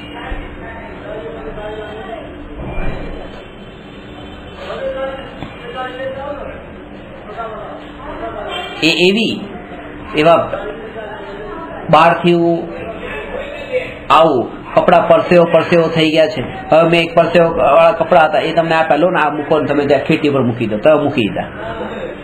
મેં કીધું ચાલો જમવા બેસું. જમવા બેસવું છે, જમવા બેસતી વખતે તમે પછી હાથ ધોઈ લો. હાથ ધોઈને આવ્યા, તૈયાર હતા, પણ ખાલી આ કપડા પરસેવાળા હાથ લાગ્યો ને તરત ધોઈને. અને હાથ ધોઈને આવ્યા. અને પછી મેં તમને કીધું, અરે પેલું કામ કરું, પેલા પૈસા તમને આપવાના રહી ગયા, પૈસા મૂકી દો. પછી મૂકી દીધા, બેસી ગયા જમવા. પછી હાથ નહીં ધોયા. એ હજારો લોકોના પરસેવો અંદર લાગેલો હતો. ત્યાં કોઈ વિકલ્પ જ નથી ઉડતો. આ સુખ બુદ્ધિ, આ સુખ બુદ્ધિ. એ ત્યાં એવો વિકલ્પ પણ કેમ ઉઠે કે આમાં પરસેવો, એવો વિકલ્પ ઉઠાવાય? આટલી ઉત્તમ વસ્તુમાં પરસેવો.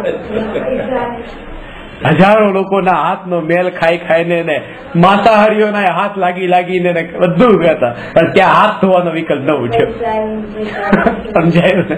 આ સુખ બુદ્ધિ આ જ્ઞાનીને ન હોય. જ્ઞાની ગણે પણ બેમાં એક સરખો ભાવ હોય. જો આના માટે હાથ ધોઈ દે છે, આના માટે ધોઈ દે, કારણ કે એ ભાવ નીકળી ગયો છે. આવી તીવ્રતાનો સુખ બુદ્ધિનો ત્યાં. એટલે કે જ્ઞેયને માત્ર જ્ઞેય રૂપે જાણ્યું છે ને, એટલે હવે આવો ભેદ નથી ઉભો થતો. ઇન્દ્રિય જ્ઞાનમાં ઇન્દ્રિયોનો રસ ટળતા, જે પેલા બતાવ્યું ને, પરજ્ઞેયોનો રસ ટળે છે, ત્યારે પરજ્ઞેયોને જાણવામાં નિમિત્તભૂત ઇન્દ્રિયોનો પણ રસ ટળે છે. ઇન્દ્રિયોનો રસ ટળતા ઇન્દ્રિય જ્ઞાનમાં છુપાયેલું શુદ્ધ અતિન્દ્રિય જ્ઞાન અનુભવમાં આવે છે. હવે ઇન્દ્રિયમાં રસ ન રહ્યો એટલે આંખના નિમિત્તે જાણનારું જ્ઞાન નહીં, પછી માત્ર જાણનારું જ્ઞાન, તે અપેક્ષાએ ઇન્દ્રિય જ્ઞાન નથી. આ ભૂમિકામાં આવ્યો ત્યારે જ્ઞાન ન રહ્યું, ત્યાં જ્ઞાન માત્ર જ્ઞાન રહ્યું. પણ પહેલું ડગલું માંડ્યું ત્યારે તો આજ લઈને આવ્યો હતો, જે શરૂઆત બતાવ્યું. આ ક્રમે એનો વિકાસ થઈને એ પૂર્ણતાને પામે છે. આપણે બધા જ એ પૂર્ણતાને પામીએ એવી મંગળ ભાવના. નમો અરહંતાણમ નમો સિદ્ધાણમ નમો આયરિયાણમ નમો ઉવજ્જાયાણમ નમો લોય સવસા.